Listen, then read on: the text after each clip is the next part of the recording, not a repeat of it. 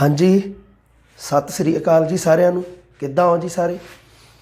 पंजाबी भाषा की जमात दे विच स्वागत है जी तुहाडा। आपां जिवें पिछली जमात दे विच गल कीती सी जी, नाम बारे आपां चर्चा कीती सी। उस तो बाद जिवें कि नावां दे विच तब्दीली आउंदी है लिंग वचन ते कारक करके, आपां उन्हां नूं कह दिंदे आ शब्दां दा रूपांतर दे विच आपां उन्हां नूं अगे पढ़ांगे।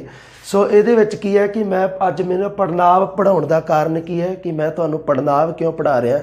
ਇਹਦਾ ਕਾਰਨ ਇਹ ਹੈ ਕਿ ਜਿਹੜਾ ਨਾਮ ਪੜਨਾਮ ਤੇ ਵਿਸ਼ੇਸ਼ਣ ਐਕਚੁਅਲੀ ਦੇ ਵਿੱਚ ਇਹਨਾਂ ਤਿੰਨਾਂ ਦੇ ਵਿੱਚ ਹੀ ਤਬਦੀਲੀ ਆ ਜਾਂਦੀ ਹੈ ਲਿੰਗ ਵਚਨ ਤੇ ਕਾਰਕ ਕਰਕੇ।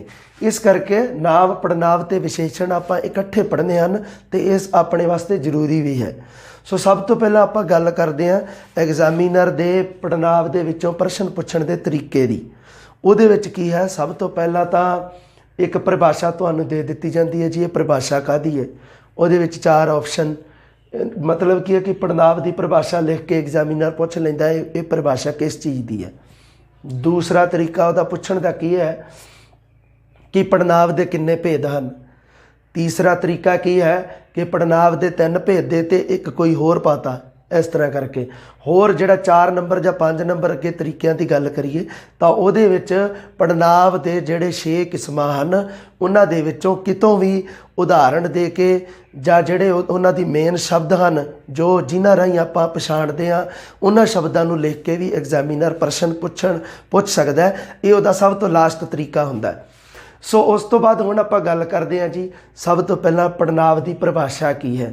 ਆਪਾਂ ਸਿੱਧੀ ਸਾਦੀ ਜੀ ਪਰਿਭਾਸ਼ਾ ਆਪਾਂ ਆਮ ਕਰਕੇ ਜਾਣਦੇ ਹਾਂ, ਉਹੋ ਹੀ ਪਰਿਭਾਸ਼ਾ ਹੈ। ਵਿਆਕਰਣ ਦੇ ਵਿੱਚ ਕਿਸੇ 'ਚ ਕੁਛ ਹੈ ਕਿਸੇ 'ਚ ਕੁਛ ਹੈ, ਪਰ ਪਰਿਭਾਸ਼ਾ ਮਤਲਬ ਕਿ ਉਹਦਾ ਜੋ ਪਰਿਭਾਸ਼ਾ ਦਾ ਜਿਹੜਾ ਅਰਥ ਹੈ ਉਹ ਆਖਰ ਨੂੰ ਇੱਕੋ ਹੀ ਨਿਕਲਦਾ।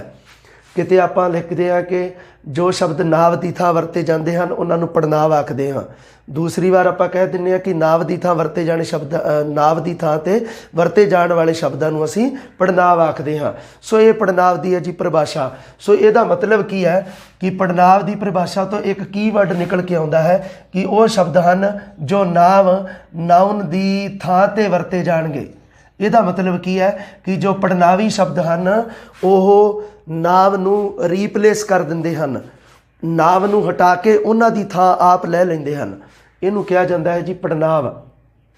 ਇਹਦਾ ਮਤਲਬ ਕੀ ਹੈ? ਇਹਦਾ ਮਤਲਬ ਇਹ ਹੈ ਕਿ ਨਾਮ ਦੀ ਥਾਂ 'ਤੇ ਵਰਤੇ ਜਾਂਦੇ ਹਨ, ਨਾਮ ਦੇ ਨਾਲ ਨਹੀਂ ਵਰਤੇ ਜਾਂਦੇ, ਹੈ ਨਾ। ਇਹ ਥੋੜ੍ਹਾ ਜਿਹਾ ਆਪਾਂ ਧਿਆਨ ਦੇ ਵਿੱਚ ਰੱਖਣੀ ਹੈ। ਨਾਮ ਦੇ ਨਾਲ ਨਹੀਂ ਵਰਤੇ ਜਾਂਦੇ, ਨਾਮ ਦੀ ਥਾਂ ਵਰਤੇ ਜਾਂਦੇ ਹਨ। ਇਹ ਥੋੜ੍ਹਾ ਧਿਆਨ, ਕਿਉਂਕਿ ਨਾਮ ਸ਼ਬਦ ਨੂੰ ਰੀਪਲੇਸ ਕਰ ਦਿੰਦੇ ਹਾਂ। ਜਿਵੇਂ ਕਿ ਆਪਾਂ ਇੱਕ ਆਮ ਕਰਕੇ ਉਦਾਹਰਣ ਆਪਾਂ ਪੜ੍ਹਦੇ ਹਾਂ ਕਿ ਮੋਹਨ ਇੱਥੇ ਆਇਆ, ਉਸ ਨੇ ਭਾਸ਼ਣ ਦਿੱਤਾ, ਉਹ 2 ਘੰਟੇ ਰੁਕ ਕੇ ਚਲਾ ਗਿਆ। ਇਸ ਤਰ੍ਹਾਂ ਕਰਕੇ ਸੋ ਇਹ ਆਮ ਕਰਕੇ ਹੈ ਕਿ ਐਵੇਂ ਆਪਾਂ ਇੱਕ ਉਦਾਹਰਣ ਸਾਡੇ ਸਾਹਮਣੇ ਅਕਸਰ ਲਿਖਿਆ ਹੁੰਦਾ ਹੈ ਕਿ ਮੋਹਨ ਇੱਥੇ ਆਇਆ। दूसरी गल लिखती उसने कि उसने भाषण दिता फिर फुल स्टॉप कि वह 2 घंटे रुक के चला गया। ठीक है जी, ये एक उदाहरण है जदों आपां पड़नाव की गल करते हैं। मतलब की है कि हुण मान लो इत्थे नाम शब्द है मोहन, खास नाम है। मोहन इत्थे आया, उसने शब्द है जिहड़ा यह मोहन की थां ते वरत्या गया है। अगर मैं इत्थे भी लिख देवां कि मोहन इत्थे आया, मोहन ने भाषण दिता, मोहन 2 घंटे रुक के चला गया। हुण गल तां सही है, ठीक है, पर इहदे नाल की होया कि भाषा का जिहड़ा रस है वो खत्म हो गया, है ना। ये मतलब की है कि यह नीरस हो गई भाषा। किवें कि मोहन इत्थे आया, मोहन ने भाषण दिता, मोहन 2 घंटे रुक के चला गया, मज़ा नहीं आया गल 'च। सो की है कि मोहन की थां ते मैं उस लिखता, उस तो बाद फिर मोहन की थां ते ओह लिखता। सो ये की है, इनू कहते हैं रीपलेस करना। सो नाव की थां ते वरते जाण वाले शब्द हैं जी पड़नाव। उस ओह ये साडे शब्द हैं जी पड़नाव। इन्हां नूं कह दिंदे आपां पड़नाव। सो इत्थे थोड़ी ध्यान रखण योग गल है।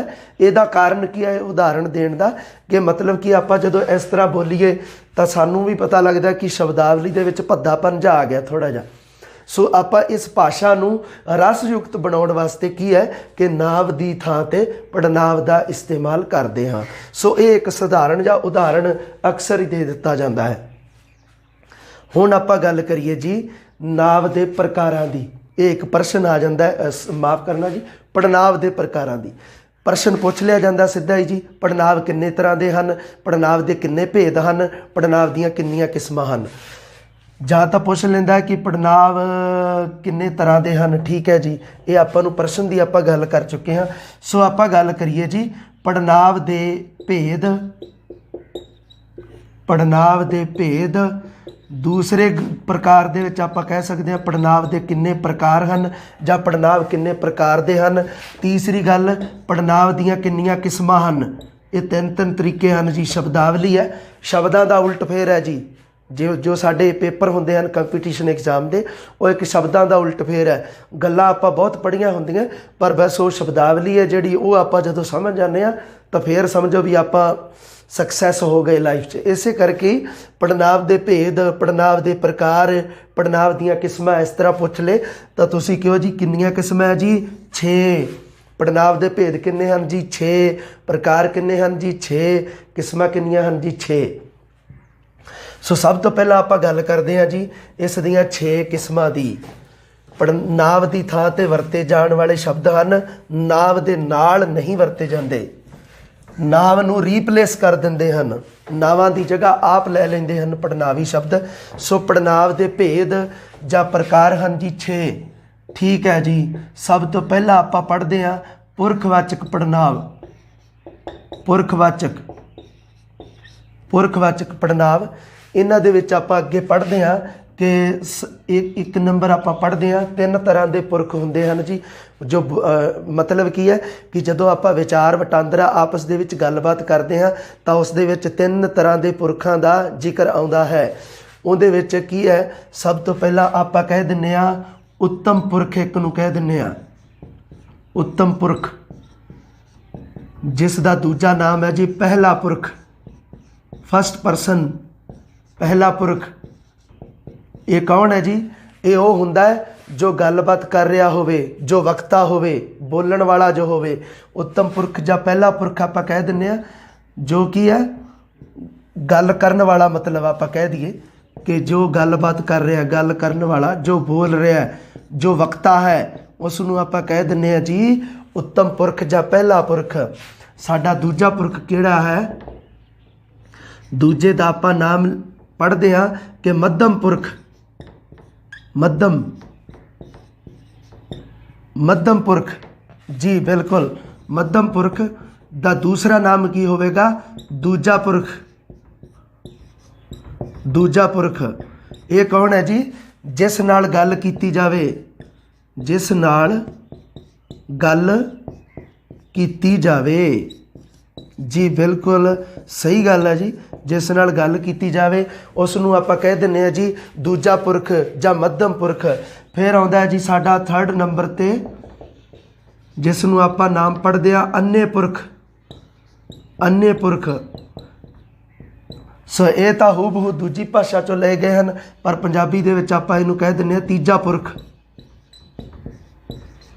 ਤੀਜਾ ਪੁਰਖ, ਅੰਨ੍ਹੇ ਪੁਰਖ ਜਾਂ ਤੀਜਾ ਪੁਰਖ, ਜਿਸ ਬਾਰੇ ਗੱਲ ਕੀਤੀ ਜਾਵੇ, ਜਿਸ ਬਾਰੇ ਗੱਲ ਕੀਤੀ ਜਾਵੇ, ਗੱਲ ਕੀਤੀ ਜਾਵੇ। ਇਹ ਹੈ ਜੀ ਸਾਡਾ ਪਹਿਲੇ ਤਰ੍ਹਾਂ ਦਾ ਪੜਨਾਂਵ, ਜਿਹਨੂੰ ਆਪਾਂ ਕਹਿ ਦਿੰਦੇ ਹਾਂ ਪੁਰਖਵਾਚਕ। ਜਿਹਦੇ ਵਿੱਚ ਕੀ ਹੈ ਕਿ 3 ਤਰ੍ਹਾਂ ਦੇ ਮਤਲਬ ਕੀ ਹੈ ਪੁਰਖ ਹੁੰਦੇ ਹਨ ਪੁਰਖਵਾਚਕ ਪੜਨਾਂਵ ਦੇ ਵਿੱਚ। ਸੋ ਇਹ ਵੀ ਪ੍ਰਸ਼ਨ ਪੁੱਛ ਲਿਆ ਜਾਂਦਾ ਹੈ ਕਿ ਪੁਰਖ ਕਿੰਨੇ ਤਰ੍ਹਾਂ ਦੇ ਹਨ ਤਾਂ ਤੁਸੀਂ ਕਹਿ ਦਿਓ ਜੀ 3 ਪ੍ਰਕਾਰ ਦੇ। ਕਿਹੜੇ ਕਿਹੜੇ ਆ ਜੀ? ਉੱਤਮ, ਮੱਧਮ, ਅੰਨ੍ਹੇ। ਇਹਨਾਂ ਦੇ ਦੂਜੇ ਨਾਮ ਹਨ ਪਹਿਲਾ ਪੁਰਖ, ਦੂਜਾ ਪੁਰਖ ਤੇ ਤੀਜਾ ਪੁਰਖ। ਅੱਛਾ, ਪੁਰਖ ਸ਼ਬਦ ਤੋਂ ਇੱਕ ਗੱਲ ਤਾਂ ਪਤਾ ਲੱਗ ਗਿਆ ਵੀ ਜਿਹੜੀਆਂ ਚੀਜ਼ਾਂ ਜੋ ਮਤਲਬ ਕੀ ਹੈ ਜੋ ਗੱਲਬਾਤ ਕਰ ਸਕਦਾ ਹੋਵੇ ਉਸੇ ਦੇ ਨਾਮ ਦੀ ਥਾਂ ਤੇ ਪੜਨਾਂਵ ਸ਼ਬਦ ਆਵੇਗਾ। ਗੱਲਬਾਤ ਕੌਣ ਕਰ ਸਕਦਾ ਹੈ? ਪੁਰਖ, ਬੰਦਾ। ਇਸੇ ਕਰਕੇ ਇਹਦਾ ਨਾਮ ਹੈ ਪੁਰਖਵਾਚਕ। ਇਹਦਾ ਮਤਲਬ ਕੀ ਹੈ ਕਿ ਇਹਦੇ ਵਿੱਚ ਜੇ ਗੱਲਬਾਤ ਹੋਵੇਗੀ ਤਾਂ ਉਸੇ ਪ੍ਰਾਣੀ ਦੀ ਹੋਵੇਗੀ ਜੋ ਗੱਲਬਾਤ ਕਰ ਸਕਦਾ ਹੋਵੇ। ਅਤੇ ਗੱਲਬਾਤ ਕਰਨ ਦੀ ਸ਼ਕਤੀ ਸਿਰਫ ਇੱਕੋ ਹੀ ਪ੍ਰਾਣੀ ਨੂੰ ਮਿਲੀ ਹੈ ਜੀ, ਉਹ ਹੈਗਾ ਜੀ ਬੰਦਾ, ਮਨੁੱਖ, ਪੁਰਖ। ਪੁਰਖਵਾਚਕ ਪੜਨਾਂਵ। ਹੁਣ ਦੂਸਰਾ ਹੈ ਜੀ ਸਾਡਾ ਨਿਜਵਾਚਕ ਪੜਨਾਂਵ। ਨਿਜਤਾ ਦਰਸਾਉਣੀ, ਨਿੱਜੀ, ਨਿਜਵਾਚਕ, ਨਿਜਵਾਚਕ ਪੜਨਾਂਵ ਹੈ ਜੀ। ਆਪਾਂ ਇਹਦੇ ਬਾਰੇ ਵੀ ਪੜਾਂਗੇ, ਇਹਦੇ ਵਿੱਚੋਂ ਵੀ ਆਪਾਂ ਕੁਝ ਇੱਕ ਕੁੰਡੀਆਂ ਖੋਲਾਂਗੇ, ਕੁਝ ਇੱਕ ਭੇਦ ਖੋਲਾਂਗੇ ਜਿਨ੍ਹਾਂ ਦੇ ਵਿੱਚੋਂ ਅਕਸਰ ਕੁਐਸਚਨ ਵਿਦਿਆਰਥੀ ਗਲਤ ਕਰ ਜਾਂਦੇ ਹਨ। ਇਹਨਾਂ ਦੇ ਵਿੱਚ ਆਪਾਂ ਇਸ ਨੂੰ ਚੰਗੀ ਤਰ੍ਹਾਂ ਪੜਾਂਗੇ। ਹੁਣ ਆਪਾਂ ਗੱਲ ਕਰੀਏ ਜੀ ਸੰਬੰਧਵਾਚਕ, ਸੰਬੰਧਵਾਚਕ ਪੜਨਾਂਵ। ਫਿਰ ਆਪਾਂ ਪੜਾਂਗੇ ਜੀ ਪ੍ਰਸ਼ਨਵਾਚਕ ਪੜਨਾਂਵ। ਫਿਰ ਆਪਾਂ ਗੱਲ ਕਰਾਂਗੇ ਜੀ ਨਿਸ਼ਚੈਵਾਚਕ, ਜਾਂ ਇੱਕ ਹੋਰ ਨਾਮ ਇਸ ਦਾ ਐਵੇਂ ਲਿਖ ਦਿੱਤਾ ਜਾਂਦਾ ਹੈ ਨਿਸ਼ਚਿਤ ਪੜਨਾਂਵ। ਮਰਜ਼ੀ ਹੈ ਜੀ ਐਗਜ਼ਾਮੀਨਰ ਦੀ, ਜੋ ਮਰਜ਼ੀ ਲਿਖ ਸਕਦਾ ਹੈ, ਅਰਥ ਇੱਕੋ ਨਿਕਲਣਾ ਚਾਹੀਦਾ ਹੈ। ਸੋ ਨਿਸ਼ਚੈਵਾਚਕ ਜਾਂ ਨਿਸ਼ਚਿਤ ਪੜਨਾਂਵ। ਇਸੇ ਤਰ੍ਹਾਂ ਹੀ ਅਨਿਸ਼ਚੈਵਾਚਕ ਜਾਂ ਅਨਿਸ਼ਚਿਤ ਪੜਨਾਂਵ ਲਿਖ ਦਿੰਦਾ ਹੈ। ਅਨਿਸ਼ਚੈਵਾਚਕ ਜਾਂ ਅਨਿਸ਼ਚਿਤ ਪੜਨਾਂਵ।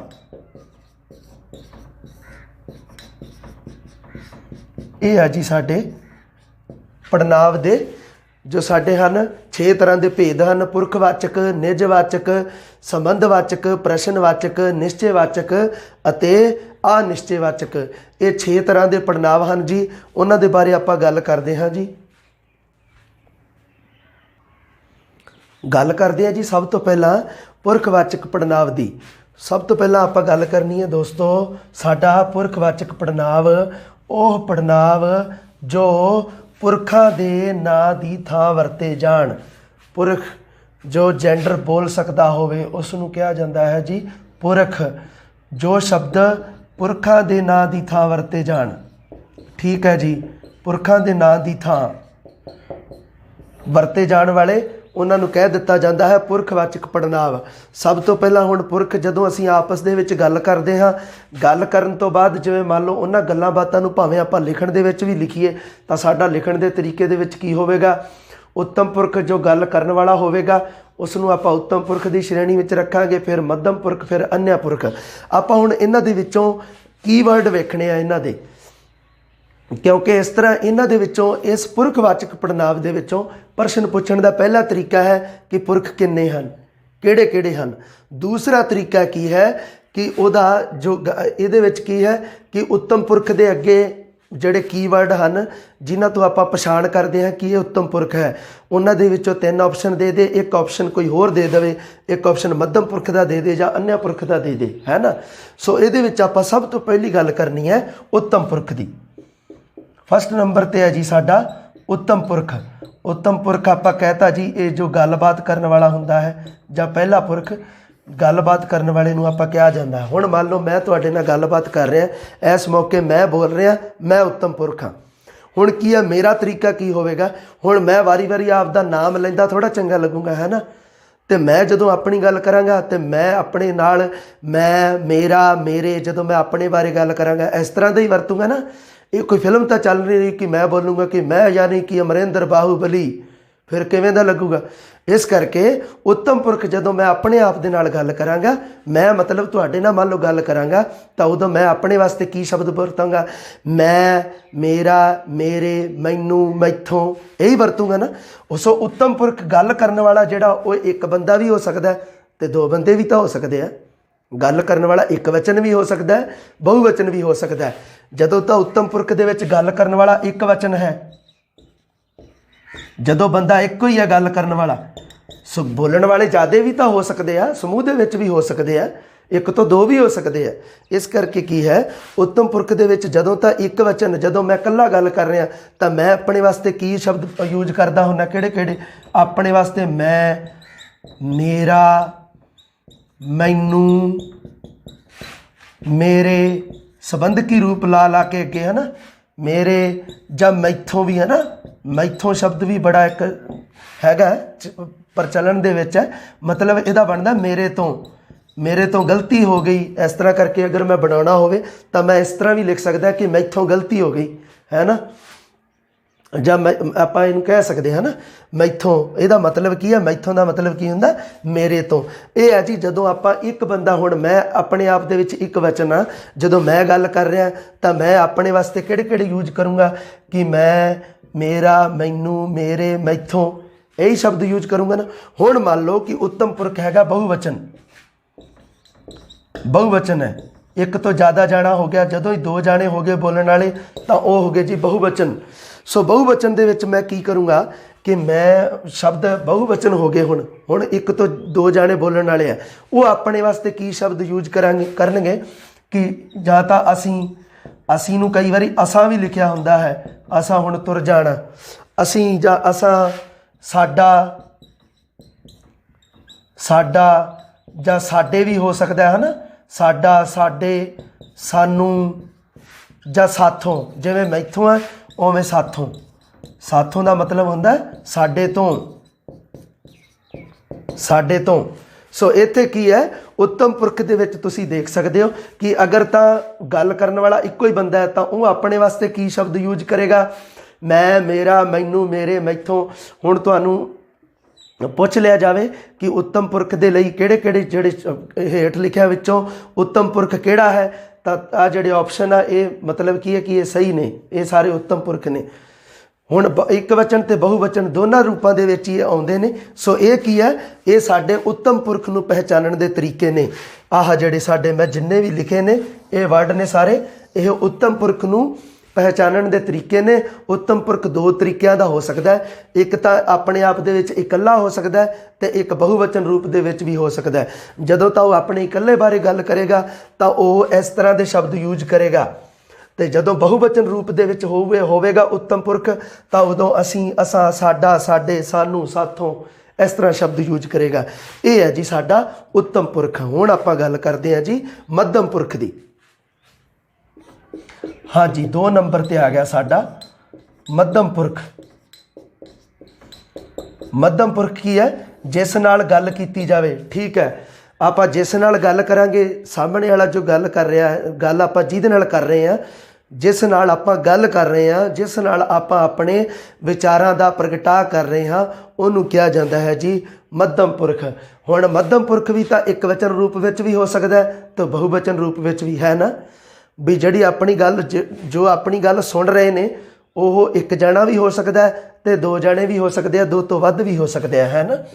सो ये भी है जी एक वचन रूप दे विच ते बहुवचन रूप दे विच।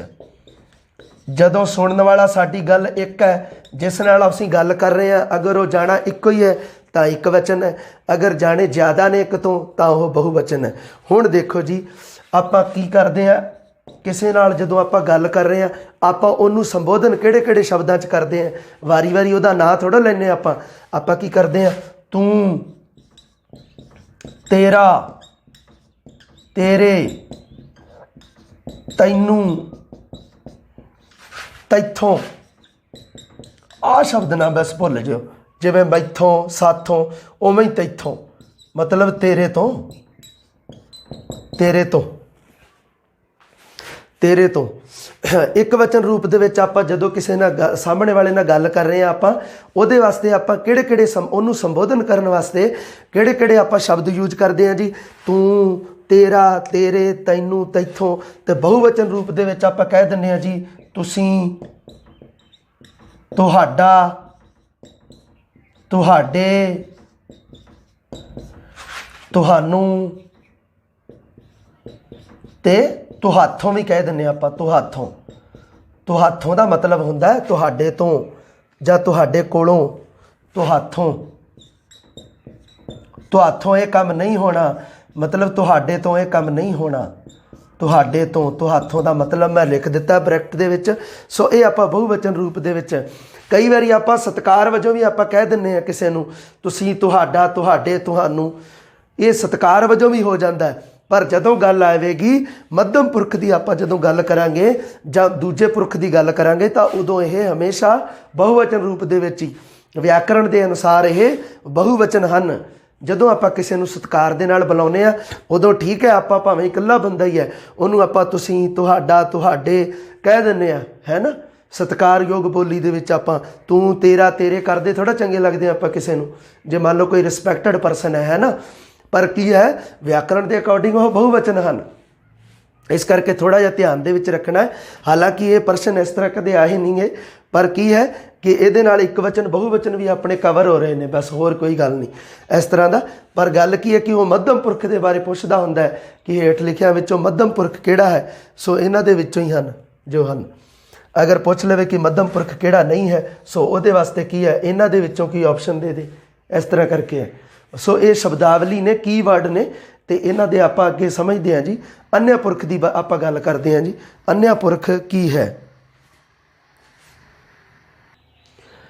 ਹਾਂਜੀ, ਆਪਾਂ ਗੱਲ ਕਰੀਏ ਜੀ ਅੰਨ੍ਯ ਪੁਰਖ ਦੀ। ਅੰਨ੍ਯ ਪੁਰਖ ਜਾਂ ਤੀਜਾ ਪੁਰਖ ਉਹ ਪੁਰਖ ਹੈ ਜਿਸ ਬਾਰੇ ਆਪਾਂ ਗੱਲ ਕਰਨੀ ਹੈ। ਜਿਸ ਬਾਰੇ ਆਪਾਂ ਗੱਲ ਕਰਦੇ ਹੋਈਏ ਉਸ ਨੂੰ ਆਪਾਂ ਕਹਿ ਦਿੰਦੇ ਹਾਂ ਜੀ ਤੀਜਾ ਪੁਰਖ ਜਾਂ ਅੰਨ੍ਯ ਪੁਰਖ। ਤੀਜਾ ਪੁਰਖ, ਥਰਡ ਪਰਸਨ। ਹਾਂਜੀ ਠੀਕ ਹੈ ਜੀ। ਸੋ ਇਹਦੇ ਵਿੱਚ ਵੀ ਕੀ ਹੈ, ਜਦੋਂ ਆਪਾਂ ਤੀਜੇ ਪੁਰਖ ਦੇ ਬਾਰੇ ਆਪਾਂ ਗੱਲ ਕਰਦੇ ਹਾਂ, ਦੂਜੇ ਬੰਦੇ ਨਾਲ ਆਪਾਂ ਗੱਲ ਕਰ ਰਹੇ ਹਾਂ ਅਤੇ ਤੀਜੇ ਬਾਰੇ ਗੱਲ ਕਰ ਰਹੇ ਹਾਂ। ਸੋ ਜਿਸ ਬਾਰੇ ਗੱਲ ਕਰ ਰਹੇ ਹਾਂ, ਸੋ ਉਹ ਜਿਹਦੇ ਬਾਰੇ ਆਪਾਂ ਗੱਲ ਕਰ ਰਹੇ ਹਾਂ ਉਹ ਇੱਕ ਵਚਨ ਵੀ ਹੋ ਸਕਦਾ ਹੈ ਅਤੇ ਬਹੁਵਚਨ ਰੂਪ ਦੇ ਵਿੱਚ ਵੀ ਹੋ ਸਕਦਾ ਹੈ ਨਾ। ਉਹ ਇਕੱਲਾ ਬੰਦਾ ਵੀ ਹੋ ਸਕਦਾ ਹੈ, ਸੇਮ ਹੀ ਹੈ, ਪ੍ਰੋਸੀਜਰ ਸੇਮ ਹੀ ਹੈ ਜੀ ਤਿੰਨਾਂ ਦਾ। ਇੱਕ ਵਚਨ, ਬਹੁਵਚਨ ਦੋਨਾਂ ਰੂਪਾਂ ਦੇ ਵਿੱਚ ਹੀ ਹੋ ਸਕਦਾ ਹੈ। ਅੱਛਾ, ਜੇ ਤਾਂ ਆਪਣਾ ਹੋਵੇਗਾ ਇੱਕ ਵਚਨ ਤਾਂ ਆਪਾਂ ਉਹਨੂੰ ਕਹਾਂਗੇ ਇਹ, ਉਹ, ਇਹਦਾ ਵੀ ਲਿਖ ਦਿੰਦੇ ਆਪਾਂ। ਇਹਦਾ ਵੀ ਲਿਖਿਆ ਹੁੰਦਾ ਸਾਡੇ ਵਿਆਕਰਨਾਂ 'ਚ। ਇਹਦਾ ਮਤਲਬ ਕੀ ਹੈ? ਇਸ ਦਾ, ਇਹਦਾ ਜਾਂ ਇਸ ਦਾ। ਸੋ ਉਸ ਤੋਂ ਬਾਅਦ ਇਸ ਨੂੰ ਸੰਬੰਧਕ ਲਾ ਕੇ, ਮਗਰ ਇਸ ਨੂੰ ਉਸ ਨੂੰ ਸੰਬੰਧਕੀ ਰੂਪ ਨੇ ਇਹ। ਸੋ ਗੱਲ ਕੀ ਹੈ ਤਾਂ ਉਸ ਹੈ ਜਿਹੜਾ, ਉਸ ਸ਼ਬਦ ਹੈ ਜਿਹੜਾ, ਉਸ ਜਾਂ ਇਸ ਜੋ ਲਿਖੇ ਹਨ ਇਹ ਸ਼ਬਦ ਹਨ, ਇਸ ਜਾਂ ਉਸ, ਇਹਨਾਂ ਦੇ ਨਾਲ ਸੰਬੰਧਕੀ ਰੂਪ ਲਾ ਕੇ ਬਣਾਏ ਗਏ ਹਨ। ਇਸ ਨੂੰ, ਉਸ ਨੂੰ। ਸੋ ਇਸ, ਉਸ, ਇਹ ਵੀ ਆਉਂਦੇ ਨੇ ਵਿੱਚ ਤੀਜੇ ਪੁਰਖ ਦੇ ਵਿੱਚ ਹੀ। ਇਹ, ਉਹ, ਇਹਦਾ ਜਾਂ ਇਸ ਦਾ, ਇਸ, ਉਸ, ਇਸ ਨੂੰ ਜਾਂ ਉਸ ਨੂੰ। ਇਸ ਤਰ੍ਹਾਂ ਕਰਕੇ ਆਪਾਂ ਤੀਜੇ ਪੁਰਖ ਦੇ ਬਾਰੇ, ਜਦੋਂ ਜੇ ਕੋਈ ਤੀਜਾ ਪੁਰਖ ਇੱਕ ਵਚਨ ਹੈ ਤਾਂ ਉਦੋਂ ਉਸ ਬਾਰੇ ਆਪਾਂ ਗੱਲ ਕਰਨ ਲੱਗਿਆ, ਉਹਦੇ ਬਾਰੇ ਜੋ ਸ਼ਬਦਾਵਲੀ ਆਪਾਂ ਵਰਤਦੇ ਹਾਂ ਉਹਨੂੰ ਸੰਬੋਧਨ ਕਰਨ ਵਾਸਤੇ ਤੀਜੇ ਪੁਰਖ ਨੂੰ, ਉਦੋਂ ਆਪਾਂ ਇਸ ਕੀਵਰਡਸ ਨੂੰ ਵਰਤਦੇ ਹਾਂ। ਹੁਣ ਮੰਨ ਲਓ ਬਹੁਵਚਨ ਰੂਪ ਦੇ ਵਿੱਚ ਹੈ ਤਾਂ ਆਪਾਂ ਕਹਿ ਦਿੰਦੇ ਹਾਂ ਇਹਨਾਂ, ਉਹਨਾਂ, ਹੈ ਨਾ, ਇਹਨਾਂ ਜਾਂ ਉਹਨਾਂ ਕਹਿ ਦਿੰਦੇ ਹਾਂ, ਹੈ ਨਾ। ਇਹ ਅਤੇ ਉਹ, ਇਹ, ਇਸ, ਉਹ, ਉਸ, ਇਹ ਬਹੁਵਚਨ ਰੂਪ ਦੇ ਵਿੱਚ ਵੀ ਵਰਤੇ ਜਾਂਦੇ ਹਨ, ਹੈ ਨਾ। ਕਿ ਇਹ ਮੇਰਾ ਰਿਸ਼ਤੇਦਾਰ ਹੈ ਅਤੇ ਇਹ ਮੇਰੇ ਰਿਸ਼ਤੇਦਾਰ ਹਨ, ਇਸ ਤਰ੍ਹਾਂ ਕਰਕੇ। ਸੋ ਇਹ ਮੇਰਾ ਰਿਸ਼ਤੇਦਾਰ ਹੈ ਮਤਲਬ ਇੱਕ ਵਚਨ ਹੈ, ਇਹ ਮੇਰੇ ਰਿਸ਼ਤੇਦਾਰ ਹਨ ਮਤਲਬ ਕੀ ਹੈ, ਰਿਸ਼ਤੇਦਾਰ ਜ਼ਿਆਦਾ ਨੇ, ਬਹੁਵਚਨ ਰੂਪ ਦੇ ਵਿੱਚ ਹਨ। ਸੋ ਇਹ, ਇਸ, ਉਹ, ਉਸ, ਇਹ ਬਹੁਵਚਨ ਰੂਪ ਦੇ ਵਿੱਚ ਵੀ ਆ ਜਾਂਦੇ ਹਨ। ਅਤੇ ਇਹਨਾਂ, ਉਹਨਾਂ, ਇਹਨਾਂ ਦੇ ਬਾਰੇ ਤਾਂ ਆਪਾਂ ਨੂੰ ਪਤਾ ਹੀ ਹੈ ਕਿ ਇਹ ਬਹੁਵਚਨ ਰੂਪ ਦੇ ਵਿੱਚ ਹੀ ਹੁੰਦੇ ਹਨ। ਸੋ ਇਹਨਾਂ ਦੇ ਮਗਰ ਸੰਬੰਧਕੀ ਰੂਪ, ਇਹਨਾਂ ਦਾ, ਇਹਨਾਂ ਨੂੰ, ਉਹਨਾਂ ਦਾ, ਉਹਨਾਂ ਨੂੰ, ਇਹ ਅੱਗੇ ਵਾਕ ਬਣਾਉਣ ਦੇ ਤਰੀਕੇ ਹੁੰਦੇ ਹਨ। ਸੋ ਇਹ ਵੀ ਇਹਦੇ ਵਿੱਚ ਕੀ ਹੈ ਕਿ ਤੀਜੇ ਪੁਰਖ ਦੇ ਵਿੱਚ ਜਦੋਂ ਆਪਾਂ ਕਿਸੇ ਨੂੰ ਸੰਬੋਧਨ ਕਰਦੇ ਹਾਂ, ਤੀਜੇ ਪੁਰਖ ਨੂੰ ਜਿਹਦੇ ਬਾਰੇ ਆਪਾਂ ਗੱਲਬਾਤ ਕਰ ਰਹੇ ਹਾਂ, ਤਾਂ ਉਦੋਂ ਆਪਾਂ ਉਹਨੂੰ ਸੰਬੋਧਨ ਕਰਨ ਵਾਸਤੇ ਕੀ ਸ਼ਬਦਾਵਲੀ ਵਰਤਦੇ ਹਾਂ? ਵਾਰ-ਵਾਰ ਉਹਦਾ ਨਾਮ ਲੈਣ ਦੀ ਬਜਾਏ ਕਿਹੜੇ ਸ਼ਬਦ ਵਰਤਦੇ ਹਾਂ? ਇਹ, ਉਹ, ਇਹਦਾ ਜਾਂ ਇਸ ਦਾ। ਸੋ ਉਵੇਂ ਹੀ ਇਸੇ ਪ੍ਰਕਾਰ ਹੀ ਇਹਨਾਂ ਜਾਂ ਉਹਨਾਂ, ਇਹਦਾ ਵੀ ਲਿਖਿਆ ਹੁੰਦਾ, ਕਈ ਵਾਰੀ ਉਹਦਾ ਵੀ ਲਿਖ ਦਿੰਦੇ ਹਨ। ਉਹਦਾ ਦਾ ਮਤਲਬ ਵੀ ਉਸ ਦਾ। ਸੋ ਇਹ ਥੋੜ੍ਹਾ ਜਿਹਾ ਇਹਦਾ ਅਤੇ ਉਹਦਾ ਜੋ ਮਤਲਬ ਕੀ ਹੈ, ਜਿਨ੍ਹਾਂ ਦੀ ਮਦਰ ਟੰਗ ਪੰਜਾਬੀ ਨਹੀਂ ਗੀ ਉਹਨਾਂ ਵਾਸਤੇ ਇਹ ਸ਼ਬਦਾਵਲੀ ਥੋੜ੍ਹੀ ਜਿਹੀ ਜ਼ਰੂਰੀ ਹੋ ਜਾਂਦੀ ਹੈ ਯਾਦ ਕਰਨੀ। ਸੋ ਇਹ ਹੈ ਜੀ ਸਾਡੇ ਪੁਰਖਵਾਚਕ ਪੜ੍ਹਨਾਂਵ, ਜਿਨ੍ਹਾਂ ਦੇ ਬਾਰੇ ਆਪਾਂ ਪਹਿਲਾ ਪੁਰਖ, ਦੂਜਾ ਪੁਰਖ ਅਤੇ ਤੀਜਾ ਪੁਰਖ ਇਹਨਾਂ ਦੀ ਆਪਾਂ ਚਰਚਾ ਕਰ ਚੁੱਕੇ ਹਾਂ ਜੀ। ਹਾਂਜੀ, ਹੁਣ ਆਪਾਂ ਗੱਲ ਕਰੀਏ ਜੀ ਨਿੱਜਵਾਚਕ ਪੜ੍ਹਨਾਂਵ ਦੀ। ਆਪਾਂ ਜਿਵੇਂ ਕਿ ਪੜ੍ਹਨਾਂਵ ਦੀ ਪਰਿਭਾਸ਼ਾ ਦੇ ਵਿੱਚ ਆਪਾਂ ਇਹ ਪੜ੍ਹਿਆ ਹੈ ਕਿ ਜੋ ਸ਼ਬਦ ਨਾਂਵ ਦੀ ਥਾਂ ਵਰਤੇ ਜਾਣ ਉਹਨਾਂ ਨੂੰ ਆਪਾਂ ਕਹਿੰਦੇ ਹਾਂ ਪੜ੍ਹਨਾਂਵ।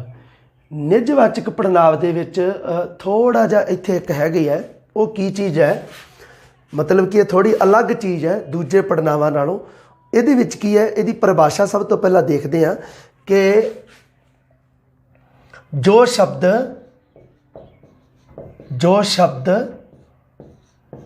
ਕਰਤਾ ਨਾਲ ਆ ਕੇ, ਕਰਤਾ ਦੀ ਥਾਂ ਨਹੀਂ ਹੈ ਇੱਥੇ, ਕਰਤਾ ਨਾਲ ਆ ਕੇ ਉਸ ਦੀ ਨਿੱਜਤਾ ਜਾਂ ਵਿਸ਼ੇਸ਼ਤਾ ਦੱਸੇ। ਨਿੱਜਤਾ ਵੀ ਲਿਖਿਆ ਹੁੰਦਾ ਹੈ ਕਈ ਵਾਰ ਵਿਸ਼ੇਸ਼ਤਾ ਵੀ ਲਿਖਿਆ ਹੁੰਦਾ ਹੈ। ਵਿਸ਼ੇਸ਼ਤਾ ਦੱਸੇ।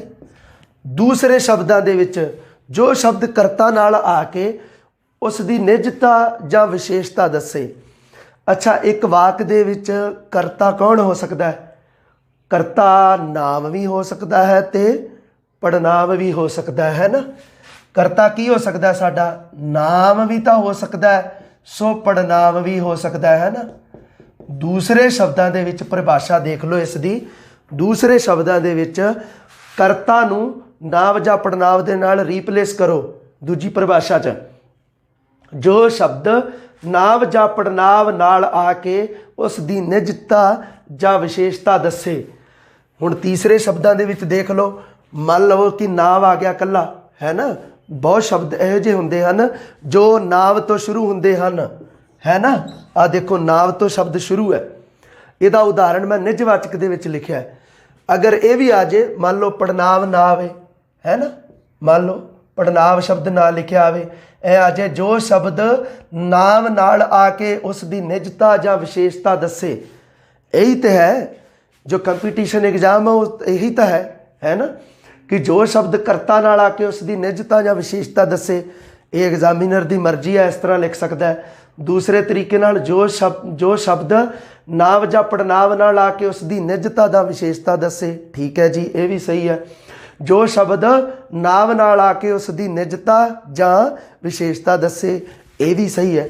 ਹੁਣ ਸਵਾਲ ਖੜਾ ਹੁੰਦਾ ਹੈ ਕਿ ਪੜਨਾਮ ਤਾਂ ਕਹਿ ਰਿਹਾ ਹੈ ਕਿ ਜੋ ਸ਼ਬਦ ਨਾਮ ਦੀ ਥਾਂ ਵਰਤੇ ਜਾਣ, ਸੋ ਇੱਥੇ ਨਾਮ ਦੇ ਨਾਲ ਕਿਵੇਂ ਹੋ ਗਿਆ? ਇਹ ਆਪਾਂ ਗੱਲ ਕਰਨੀ ਹੈ ਨਿੱਜਵਾਚਕ ਪੜਨਾਮ ਦੇ ਵਿੱਚ। ਸੋ ਨਿੱਜਵਾਚਕ ਪੜਨਾਮ ਦੀ ਪਰਿਭਾਸ਼ਾ ਇਹ ਹੈ ਕਿ ਜੋ ਸ਼ਬਦ ਕਰਤਾ ਦੇ ਨਾਲ ਆ ਕੇ ਉਸ ਦੀ ਨਿੱਜਤਾ ਜਾਂ ਵਿਸ਼ੇਸ਼ਤਾ ਦੱਸੇ। ਠੀਕ ਹੈ ਜੀ, ਗੱਲ ਹੋ ਗਈ। ਦੂਸਰੇ ਸ਼ਬਦਾਂ ਦੇ ਵਿੱਚ ਮੈਂ ਨਾਲ ਲਿਖਦਾ ਹਾਂ ਕਿ ਜੋ ਸ਼ਬਦ ਪੜਨਾਮ ਨਿੱਜਵਾਚਕ ਪੜਨਾਮ ਸ਼ਬਦ ਹੋਣਗੇ, ਇਹ ਜੋ ਸ਼ਬਦ ਹੋਣਗੇ, ਇਹ ਸ਼ਬਦ ਕਰਤਾ ਨਾਲ ਸੰਬੰਧਿਤ ਹੋਣਗੇ, ਉਸ ਦੇ ਨਾਲ ਆਪਣਾ ਰਿਲੇਸ਼ਨ ਰੱਖਦੇ ਹੋਣਗੇ, ਸੰਬੰਧਿਤ ਹੋਣਗੇ। ਕੋਈ ਨਾ ਕੋਈ ਰਿਲੇਸ਼ਨ ਜ਼ਰੂਰ ਹੋਵੇਗਾ, ਹੈ ਨਾ। ਅਲੱਗ-ਅਲੱਗ ਨਹੀਂ ਹੋ ਸਕਦੇ। ਅਗਰ ਦੋਨਾਂ ਦਾ ਸੰਬੰਧ ਨਹੀਂਗਾ, ਮਤਲਬ ਕੀ ਹੈ ਕਿ ਆ ਜੋ ਸਾਡੇ ਨਿੱਜਵਾਚਕ ਪੜਨਾਮ ਦੇ ਜੋ ਸ਼ਬਦ ਹਨ, ਜੋ ਸਾਡਾ ਨਿੱਜਵਾਚਕ ਪੜਨਾਮ ਹੈ, ਅਗਰ ਉਸ ਨਿੱਜਵਾਚਕ ਪੜਨਾਮ ਦਾ ਐਸ ਕਰਤਾ ਭਾਵ ਨਾਮ ਜਾਂ ਪੜਨਾਮ ਦੇ ਨਾਲ ਅਗਰ ਕੋਈ ਸੰਬੰਧ ਹੈ ਕਿਤੇ ਨਾ ਕਿਤੇ, ਫਿਰ ਤਾਂ ਉਹ ਨਿੱਜਵਾਚਕ ਪੜਨਾਮ ਹੈ। ਹੁਣ ਇਹ ਗੱਲ ਆਪਾਂ ਨੂੰ ਪਤਾ ਲੱਗੇਗੀ ਉਦਾਹਰਨਾਂ ਤੋਂ। ਦੇਖੋ ਕਿਵੇਂ। ਇਹ ਸਾਰੇ ਉਦਾਹਰਣ ਦੇ ਨਿੱਜਵਾਚਕ ਪੜਨਾਮ ਦੇ। ਮੈਂ ਆਪ ਉਸ ਦਾ ਖਿਆਲ ਰੱਖਾਂਗਾ। ਨਿੱਜਵਾਚਕ ਪੜਨਾਮ ਕੀ ਹੁੰਦਾ? ਕਿ ਆਪਣੇ ਆਪ ਨੂੰ ਦਰਸਾਉਣਾ, ਹੈ ਨਾ, ਵੀ ਆਪਣੇ ਆਪ ਨੂੰ ਨਿੱਜਤਾ ਦੱਸਣੀ ਕਿਸੇ ਚੀਜ਼ ਦੀ। ਨਿੱਜਤਾ, ਆਪਣਾ ਆਪ। ਉਹਦੇ ਵਾਸਤੇ ਸ਼ਬਦ ਕਿਹੜੇ ਕਿਹੜੇ ਹੋਣਗੇ? ਆਪ, ਆਪਸ, ਆਪੋ, ਖੁਦ, ਆਪ। ਆਪਣੇ ਆਪ ਵੀ ਲਿਖਿਆ ਹੁੰਦਾ ਹੈ, ਆਪਣਾ ਆਪ ਵੀ ਲਿਖਿਆ ਹੁੰਦਾ ਹੈ। ਸੋ ਇਹ ਜਿਹੜੇ ਸ਼ਬਦ ਮੈਂ ਅੰਡਰਲਾਈਨ ਕਰਤੇ, ਇਹ ਸਾਡੇ ਹਨ ਨਿੱਜਵਾਚਕ ਪੜਨਾਮ। ਕਿਹੜੇ ਕਿਹੜੇ ਹਨ ਜੀ? ਆਪ, ਆਪੋ। ਆਪੋ ਮਤਲਬ ਕੀ ਹੁੰਦਾ? ਆਪੋ ਦਾ ਮਤਲਬ ਆਪਸ ਹੀ ਹੁੰਦਾ ਹੈ। ਅਸੀਂ ਆਪੋ ਵਿੱਚ ਸਮਝੌਤਾ ਕਰ ਲਿਆ ਹੈ ਜਾਂ ਅਸੀਂ ਆਪਸ ਵਿੱਚ ਸਮਝੌਤਾ ਕਰ ਲਿਆ ਹੈ, ਇੱਕੋ ਹੀ ਗੱਲ ਹੈ। ਆਪੋ, ਆਪਸ। ਹੋਰ ਕੀ ਹੈ ਜੀ? ਖੁਦ। ਖੁਦ ਵੀ ਆ ਜਾਂਦਾ ਹੈ ਨਾ ਸ਼ਬਦ, ਆਪ ਦੀ ਥਾਂ ਤੇ ਖੁਦ। ਆਪਣੇ ਆਪ ਜਾਂ ਆਪਣਾ ਆਪ। ਆਪਣਾ ਆਪ ਜਾਂ ਦੂਸਰੇ ਸ਼ਬਦਾਂ 'ਚ ਆਪਣੇ ਆਪ ਵੀ ਹੋ ਜਾਂਦਾ ਹੈ ਨਾ, ਆਪਣੇ ਆਪ। ਇਹ ਹੈ ਜੀ ਸਾਡੇ ਨਿੱਜਵਾਚਕ ਪੜਨਾਮ। ਹੁਣ ਮੈਂ ਗੱਲ ਕੀਤੀ ਸੀ ਜਿਵੇਂ ਕਿ, ਹੁਣ ਦੇਖੋ ਸੰਬੰਧ ਕਿਵੇਂ ਹੈ? ਆਪਸ, ਆਪੋ, ਖੁਦ, ਆਪ, ਆਪਣੇ ਆਪ, ਆਪਣਾ ਆਪ। ਇਹਨਾਂ ਨਿੱਜਵਾਚਕ ਪੜਨਾਵਾਂ ਦਾ ਇਹਨਾਂ ਨਾਮ ਜਾਂ ਪੜਨਾਮ ਦੇ ਨਾਲ ਸੰਬੰਧ ਕਿਵੇਂ ਹੈ ਕਿ ਮੈਂ ਆਪ ਉਸ ਦਾ ਖਿਆਲ ਰੱਖਾਂਗਾ। ਇਹਨਾਂ ਦੋਵਾਂ ਦਾ ਆਪਸ ਦੇ ਵਿੱਚ ਸੰਬੰਧ ਹੈ। ਆਪ ਤੋਂ ਭਾਵ ਕੀ ਹੈ? ਆਪ ਹੈ ਨਿੱਜਵਾਚਕ ਪੜਨਾਮ ਹੈ। ਇਹ ਕਿਸ ਚੀਜ਼ ਨੂੰ ਦਰਸਾ ਰਿਹਾ ਹੈ? ਇਸ ਦਾ ਸੰਬੰਧ ਮੈਂ ਦੇ ਨਾਲ ਹੈ। ਮੈਂ ਆਪ, ਇਹਦਾ ਮਤਲਬ ਕੀ ਹੈ ਕਿ ਮੈਂ ਆਪ, ਮੁੰਡੇ ਆਪਸ, ਮੁੰਡੇ ਜੋ ਹਨ, ਜੋ ਮੁੰਡੇ ਜਾਂ ਲੜਕੇ ਹਨ, ਉਹ ਆਪਸ ਵਿੱਚ ਝਗੜ ਰਹੇ ਹਨ। ਮਤਲਬ ਕਿ ਉਹਦੇ ਵਿੱਚ ਇਸ ਆਪਸ ਸ਼ਬਦ ਦੇ ਵਿੱਚ ਸਾਰੇ ਮੁੰਡੇ ਹੋ ਗਏ, ਮਤਲਬ ਉਹਨਾਂ ਦਾ ਆਪਸ ਦੇ ਵਿੱਚ ਸੰਬੰਧ ਹੈ। ਅਸੀਂ ਆਪੋ ਵਿੱਚ ਸਮਝੌਤਾ ਕਰ ਲਿਆ ਹੈ, ਮਤਲਬ ਅਸੀਂ ਜੋ ਲੋਕ ਸੀ ਉਹ ਕੀ ਹਨ, ਉਹਨਾਂ ਵਾਸਤੇ ਆਪੋ ਸ਼ਬਦ ਹੈ। ਆਪੋ ਸ਼ਬਦ ਨੇ ਅਸੀਂ ਜਿੰਨੇ ਵੀ ਸਨ, ਅਸੀਂ ਦੇ ਵਿੱਚ ਜਿੰਨੇ ਵੀ ਲੋਕ ਸਨ, ਉਹਨਾਂ ਸਾਰਿਆਂ ਨੂੰ ਆਪਣੇ ਆਪ 'ਚ ਕਵਰ ਕਰ ਲਿਆ। ਅਸੀਂ ਖੁਦ, ਇਹ ਵੀ ਹੈ, ਤੁਸੀਂ ਆਪ, ਇਹ ਵੀ ਹੈ। ਤੋ ਇੱਥੇ ਕੀ ਹੈ, ਨੌਜਵਾਨ ਨਾਵ ਹੈ। ਨੌਜਵਾਨ ਦਾ ਸ਼ਬਦ ਸੰਬੰਧ ਕਿਹਦੇ ਨਾਲ ਹੈ, ਆਪਣੇ ਆਪ ਨਾਲ। ਕਈ ਵਾਰੀ ਇਸ ਤਰ੍ਹਾਂ ਵੀ ਆ ਜਾਂਦਾ ਹੈ, ਇੱਥੇ ਹੈ ਸਾਡਾ ਕਰਤਾ, ਜੋ ਸ਼ਬਦ ਕਰਤਾ ਨਾਲ ਆ ਕੇ ਇੱਥੇ ਸਾਡਾ ਕਰਤਾ ਹੈ, ਇੱਥੇ ਵਿੱਚ ਦੋ ਸ਼ਬਦ ਆ ਗਏ, ਉਸ ਤੋਂ ਬਾਅਦ ਆਇਆ ਸਾਡਾ ਨਿਜਵਾਚਕ ਪੜਨਾਂਵ। ਇਸ ਤਰ੍ਹਾਂ ਦੇ ਉਦਾਹਰਣ ਵੀ ਆ ਜਾਂਦੇ ਨੇ। ਜ਼ਰੂਰੀ ਨਹੀਂ ਕਿ ਜੋ ਕਰਤਾ ਸ਼ਬਦ ਦੇ ਨਾਲ ਹੀ ਹੋਣ ਨਿਜਵਾਚਕ ਪੜਨਾਂਵ। ਇੱਥੇ ਤਾਂ ਨੇੜੇ ਨੇੜੇ ਆ, ਤਾਂ ਸੌਖਾ ਹੋ ਗਿਆ ਆਪਾਂ ਨੂੰ ਲੱਭਣੇ। ਹੁਣ ਕੀ ਹੈ, ਨੌਜਵਾਨ ਮਗਰ ਦੋ ਸ਼ਬਦ ਆ ਗਏ, ਨਸ਼ਾ ਤੇ ਕਰਕੇ, ਨੌਜਵਾਨ ਨਸ਼ਾ ਕਰਕੇ, ਉਸ ਤੋਂ ਬਾਅਦ ਆਇਆ ਜੀ ਆਪਣੇ ਆਪ, ਹੈ ਨਾ। ਇਹ ਵੀ ਥੋੜ੍ਹਾ ਜਿਹਾ ਧਿਆਨ ਰੱਖਣਾ ਹੈ ਕਿ ਇੱਥੇ ਆਪਣੇ ਆਪ ਦੀ ਜਦੋਂ ਗੱਲ ਹੋਈ ਹੈ ਇਸ ਵਾਕ ਦੇ ਵਿੱਚ, ਤਾਂ ਆਪਣੇ ਆਪ ਸ਼ਬਦ ਉਹਨਾਂ ਸਾਰੇ ਨੌਜਵਾਨਾਂ ਵਾਸਤੇ ਵਰਤਿਆ ਗਿਆ ਹੈ। ਜੋ ਨੌਜਵਾਨ, ਮਤਲਬ ਇਸ ਵਾਕ ਦੇ ਵਿੱਚ ਜਿਨ੍ਹਾਂ ਬਾਰੇ ਗੱਲ ਕੀਤੀ ਗਈ ਹੈ, ਉਹਨਾਂ ਨੌਜਵਾਨਾਂ ਦੇ ਬਾਰੇ ਆਪਣੇ ਆਪ ਸ਼ਬਦ ਵਰਤਿਆ ਗਿਆ ਹੈ। ਉਵੇਂ ਹੀ ਇਹ ਜਿਹੜਾ ਤੂੰ ਸ਼ਬਦ ਹੈ, ਇਹ ਸਾਡਾ ਕੀ ਹੈ, ਪੜਨਾਂਵ ਹੈ ਜੀ, ਹੈ ਨਾ। ਸੋ ਤੂੰ ਸ਼ਬਦ ਦਾ ਸੰਬੰਧ ਕਿਹਦੇ ਨਾਲ ਹੈ, ਆਪਣਾ ਆਪ ਨਾਲ। ਆਪਣਾ ਆਪ ਗਵਾਉਣ ਵਾਲਾ ਕੌਣ ਸੀ, ਆਪਣਾ ਆਪ ਗਵਾਉਣ ਵਾਲਾ ਕੌਣ ਸੀ, ਤੂੰ। ਆਪਣੇ ਆਪ ਨੂੰ ਨਸ਼ੇ ਕੌਣ ਕਰਾਉਣ ਵਾਲੇ ਸੀ, ਨੌਜਵਾਨ। ਆਪ ਉਸ ਨੂੰ ਮਿਲਣ ਜਾਇਓ, ਆਪ ਖੁਦ ਕੌਣ ਜਾਵੇਗਾ ਮਿਲਣ, ਤੁਸੀਂ, ਹੈ ਨਾ। ਇਸ ਤਰ੍ਹਾਂ ਕਰਕੇ ਐਵੇਂ ਮੁੰਡੇ ਆਪਸ ਵਿੱਚ ਝਗੜਦੇ ਹਨ। ਸੋ ਆਪਸ ਵਿੱਚ ਕੌਣ ਝਗੜ ਰਹੇ ਹਨ ਜੀ, ਮੁੰਡੇ। ਇਸ ਤਰ੍ਹਾਂ ਕਰਕੇ ਇਹ ਥੋੜ੍ਹਾ ਜਿਹਾ ਧਿਆਨ ਦੇ ਵਿੱਚ ਰੱਖਣੀ ਹੈ। ਮੈਂ ਇਹ ਕਿਉਂ ਗੱਲ ਦੱਸੀ ਹੈ, ਕਿਉਂਕਿ ਅਸੀਂ ਥੋੜ੍ਹਾ ਜਿਹਾ ਕਨਫਿਊਜ਼ ਨਾ ਹੋ ਜਾਈਏ, ਕਿਉਂਕਿ ਆਪਣੇ ਵੀ, ਕਿਉਂਕਿ ਹੁਣ ਤੁਸੀਂ ਐਗਜ਼ਾਮ ਦੀ ਤਿਆਰੀ ਕਰ ਰਹੇ ਹੋ। ਸੋ ਇਹ ਜਿਹੜੀਆਂ ਗੱਲਾਂ, ਇਹ ਦਿੱਕਤ ਤੁਹਾਨੂੰ ਸਾਹਮਣੇ ਆਉਣਗੀਆਂ ਤੁਹਾਡੇ। ਸੋ ਆਪਾਂ ਇਸ ਦਿੱਕਤ ਨੂੰ ਆਪਾਂ ਦੂਰ ਕਰਨਾ ਹੈ। ਸੋ ਜੋ ਸ਼ਬਦ ਕਰਤਾ ਨਾਲ ਆ ਕੇ, ਕਰਤਾ ਤਾਂ ਨਾਂਵ ਵੀ ਹੁੰਦਾ ਅਤੇ ਪੜਨਾਂਵ ਵੀ ਹੁੰਦਾ। ਸੋ ਇੱਥੇ ਦੇਖ ਲਵੋ, ਆਹ ਸਾਡਾ ਹੈਗਾ ਪੁਰਖ ਵਾਚਕ ਹੈ, ਜਿਹੜਾ ਪੜਨਾਂਵ ਹੈ ਸਾਡਾ, ਆਹ ਪੜਨਾਂਵ ਹੈ, ਪੜਨਾਂਵ। ਬਾਕੀ ਨਾਂਵ ਵੀ ਹਨ, ਮੁੰਡੇ ਅਤੇ ਨੌਜਵਾਨ, ਹੈ ਨਾ। ਇਹ ਸਾਡੇ ਨਾਂਵ ਸ਼ਬਦ ਹਨ।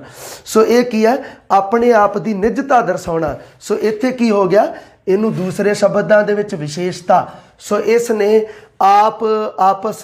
ਆਪ ਸ਼ਬਦ ਨੇ ਕੀ ਕੀਤਾ, ਮੈਂ ਨੂੰ ਵਿਸ਼ੇਸ਼ ਬਣਾਤਾ। ਆਪਸ ਨੇ ਮੁੰਡਿਆਂ ਨੂੰ, ਆਪੋ ਸ਼ਬਦ ਨੇ ਅਸੀਂ ਨੂੰ, ਖੁਦ ਨੇ ਅਸੀਂ ਨੂੰ, ਆਪ ਨੇ ਤੁਸੀਂ ਨੂੰ, ਇਹਨਾਂ ਸ਼ਬਦਾਂ ਨੂੰ ਵਿਸ਼ੇਸ਼ ਬਣਾ ਦਿੱਤਾ। ਸੋ ਇਹ ਗੱਲ ਥੋੜ੍ਹਾ ਜਿਹਾ ਧਿਆਨ ਵਿੱਚ ਰੱਖਣੀ ਹੈ। ਕਿਉਂਕਿ ਆਪਾਂ ਮੰਨ ਲਓ ਤੁਸੀਂ ਉਦਾਹਰਣ ਕਹਿ ਦੇਵੋ ਕਿ ਸਰ ਜਿਹੜਾ ਆਪ ਸ਼ਬਦ ਹੈ, ਉਹ ਤਾਂ ਐਵੇਂ ਵੀ ਆਪਾਂ ਕਹਿ ਸਕਦੇ ਹਾਂ ਕਿ ਆਪ ਬੜੇ ਸਿਆਣੇ ਹੋ, ਹੈ ਨਾ। ਆਪ ਬੜੇ ਸਿਆਣੇ ਹੋ, ਤੁਸੀਂ, ਇਹ ਵੀ ਹੋ ਸਕਦਾ ਹੈ ਨਾ ਕਿ ਇਹ ਸਾਰਾ ਦੇਖੋ, ਆਪ ਸ਼ਬਦ ਹੈ ਜਿਹੜਾ ਇੱਥੇ ਵੀ ਆ ਗਿਆ, ਪਰ ਇਹ ਨਿਜਵਾਚਕ ਪੜਨਾਂਵ ਨਹੀਂ ਹੈ। ਇੱਕ ਤਾਂ ਕੀ ਹੈ, ਆਪ ਸ਼ਬਦ ਆਪਾਂ ਕਿਸੇ ਨੂੰ ਸਤਿਕਾਰਯੋਗ ਵਾਸਤੇ ਵਰਤਿਆ ਹੈ।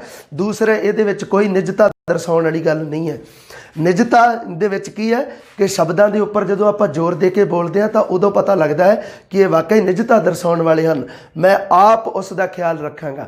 ਇਹਦਾ ਮਤਲਬ ਕੀ ਹੈ ਕਿ ਜੋ ਆਪ ਸ਼ਬਦ ਹੈ ਉਹ ਮੈਂ ਸ਼ਬਦ ਨੂੰ ਵਿਸ਼ੇਸ਼ ਕਰ ਰਿਹਾ ਹੈ ਕਿ ਜੋ ਖਿਆਲ ਰੱਖਣ ਵਾਲਾ ਹੈ ਉਹ ਮੈਂ ਆਪ ਖੁਦ ਹੈ ਨਾ। ਇਸ ਤਰ੍ਹਾਂ ਕਰਕੇ ਹੈ ਜੀ। ਇਹ ਥੋੜ੍ਹਾ ਜਿਹਾ ਤੁਸੀਂ ਧਿਆਨ ਦੇ ਵਿੱਚ ਰੱਖਣੀ ਹੈ ਗੱਲ। ਇਹਦੇ ਵਿੱਚ ਨਿਜਵਾਚਕ ਪੜਨਾਂਵ ਦੇ ਵਿੱਚ ਇਹ ਤਿੰਨ ਜਾਂ ਦੋ ਤਰ੍ਹਾਂ ਦੀ ਜਿਹੜੀ ਪਰਿਭਾਸ਼ਾ ਹੈ, ਇਹਨੂੰ ਆਪਾਂ ਤੁਸੀਂ ਜ਼ਰੂਰ ਧਿਆਨ ਦੇ ਵਿੱਚ ਰੱਖਿਓ ਜੀ। ਹਾਂਜੀ, ਹੁਣ ਗੱਲ ਕਰੀਏ ਜੀ ਆਪਾਂ ਸੰਬੰਧਵਾਚਕ ਪੜਨਾਂਵ ਦੀ। ਸੰਬੰਧਵਾਚਕ ਪੜਨਾਂਵ ਸਾਡਾ 3 ਨੰਬਰ ਪੜਨਾਂਵ ਹੈ।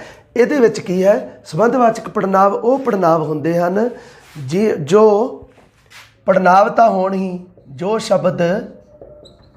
ਸ਼ਬਦ ਪੜਨਾਂਵ ਹੋਵੇ ਜਾਂ ਪੜਨਾਵੀ ਹੋਵੇ, ਪੜਨਾਂਵ ਜਾਂ ਪੜਨਾਵੀ ਹੋਵੇ, ਅਤੇ ਦੂਸਰੀ ਸ਼ਰਤ ਯੋਜਕਾਂ ਵਾਂਗ ਵਾਕਾਂ ਨੂੰ ਜੋੜੇ।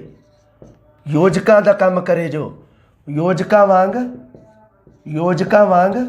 ਵਾਕਾਂ ਨੂੰ ਜੋੜੇ। ਇਹ ਦੂਸਰੀ ਸ਼ਰਤ ਹੈ ਜੀ ਇਸ ਦੀ।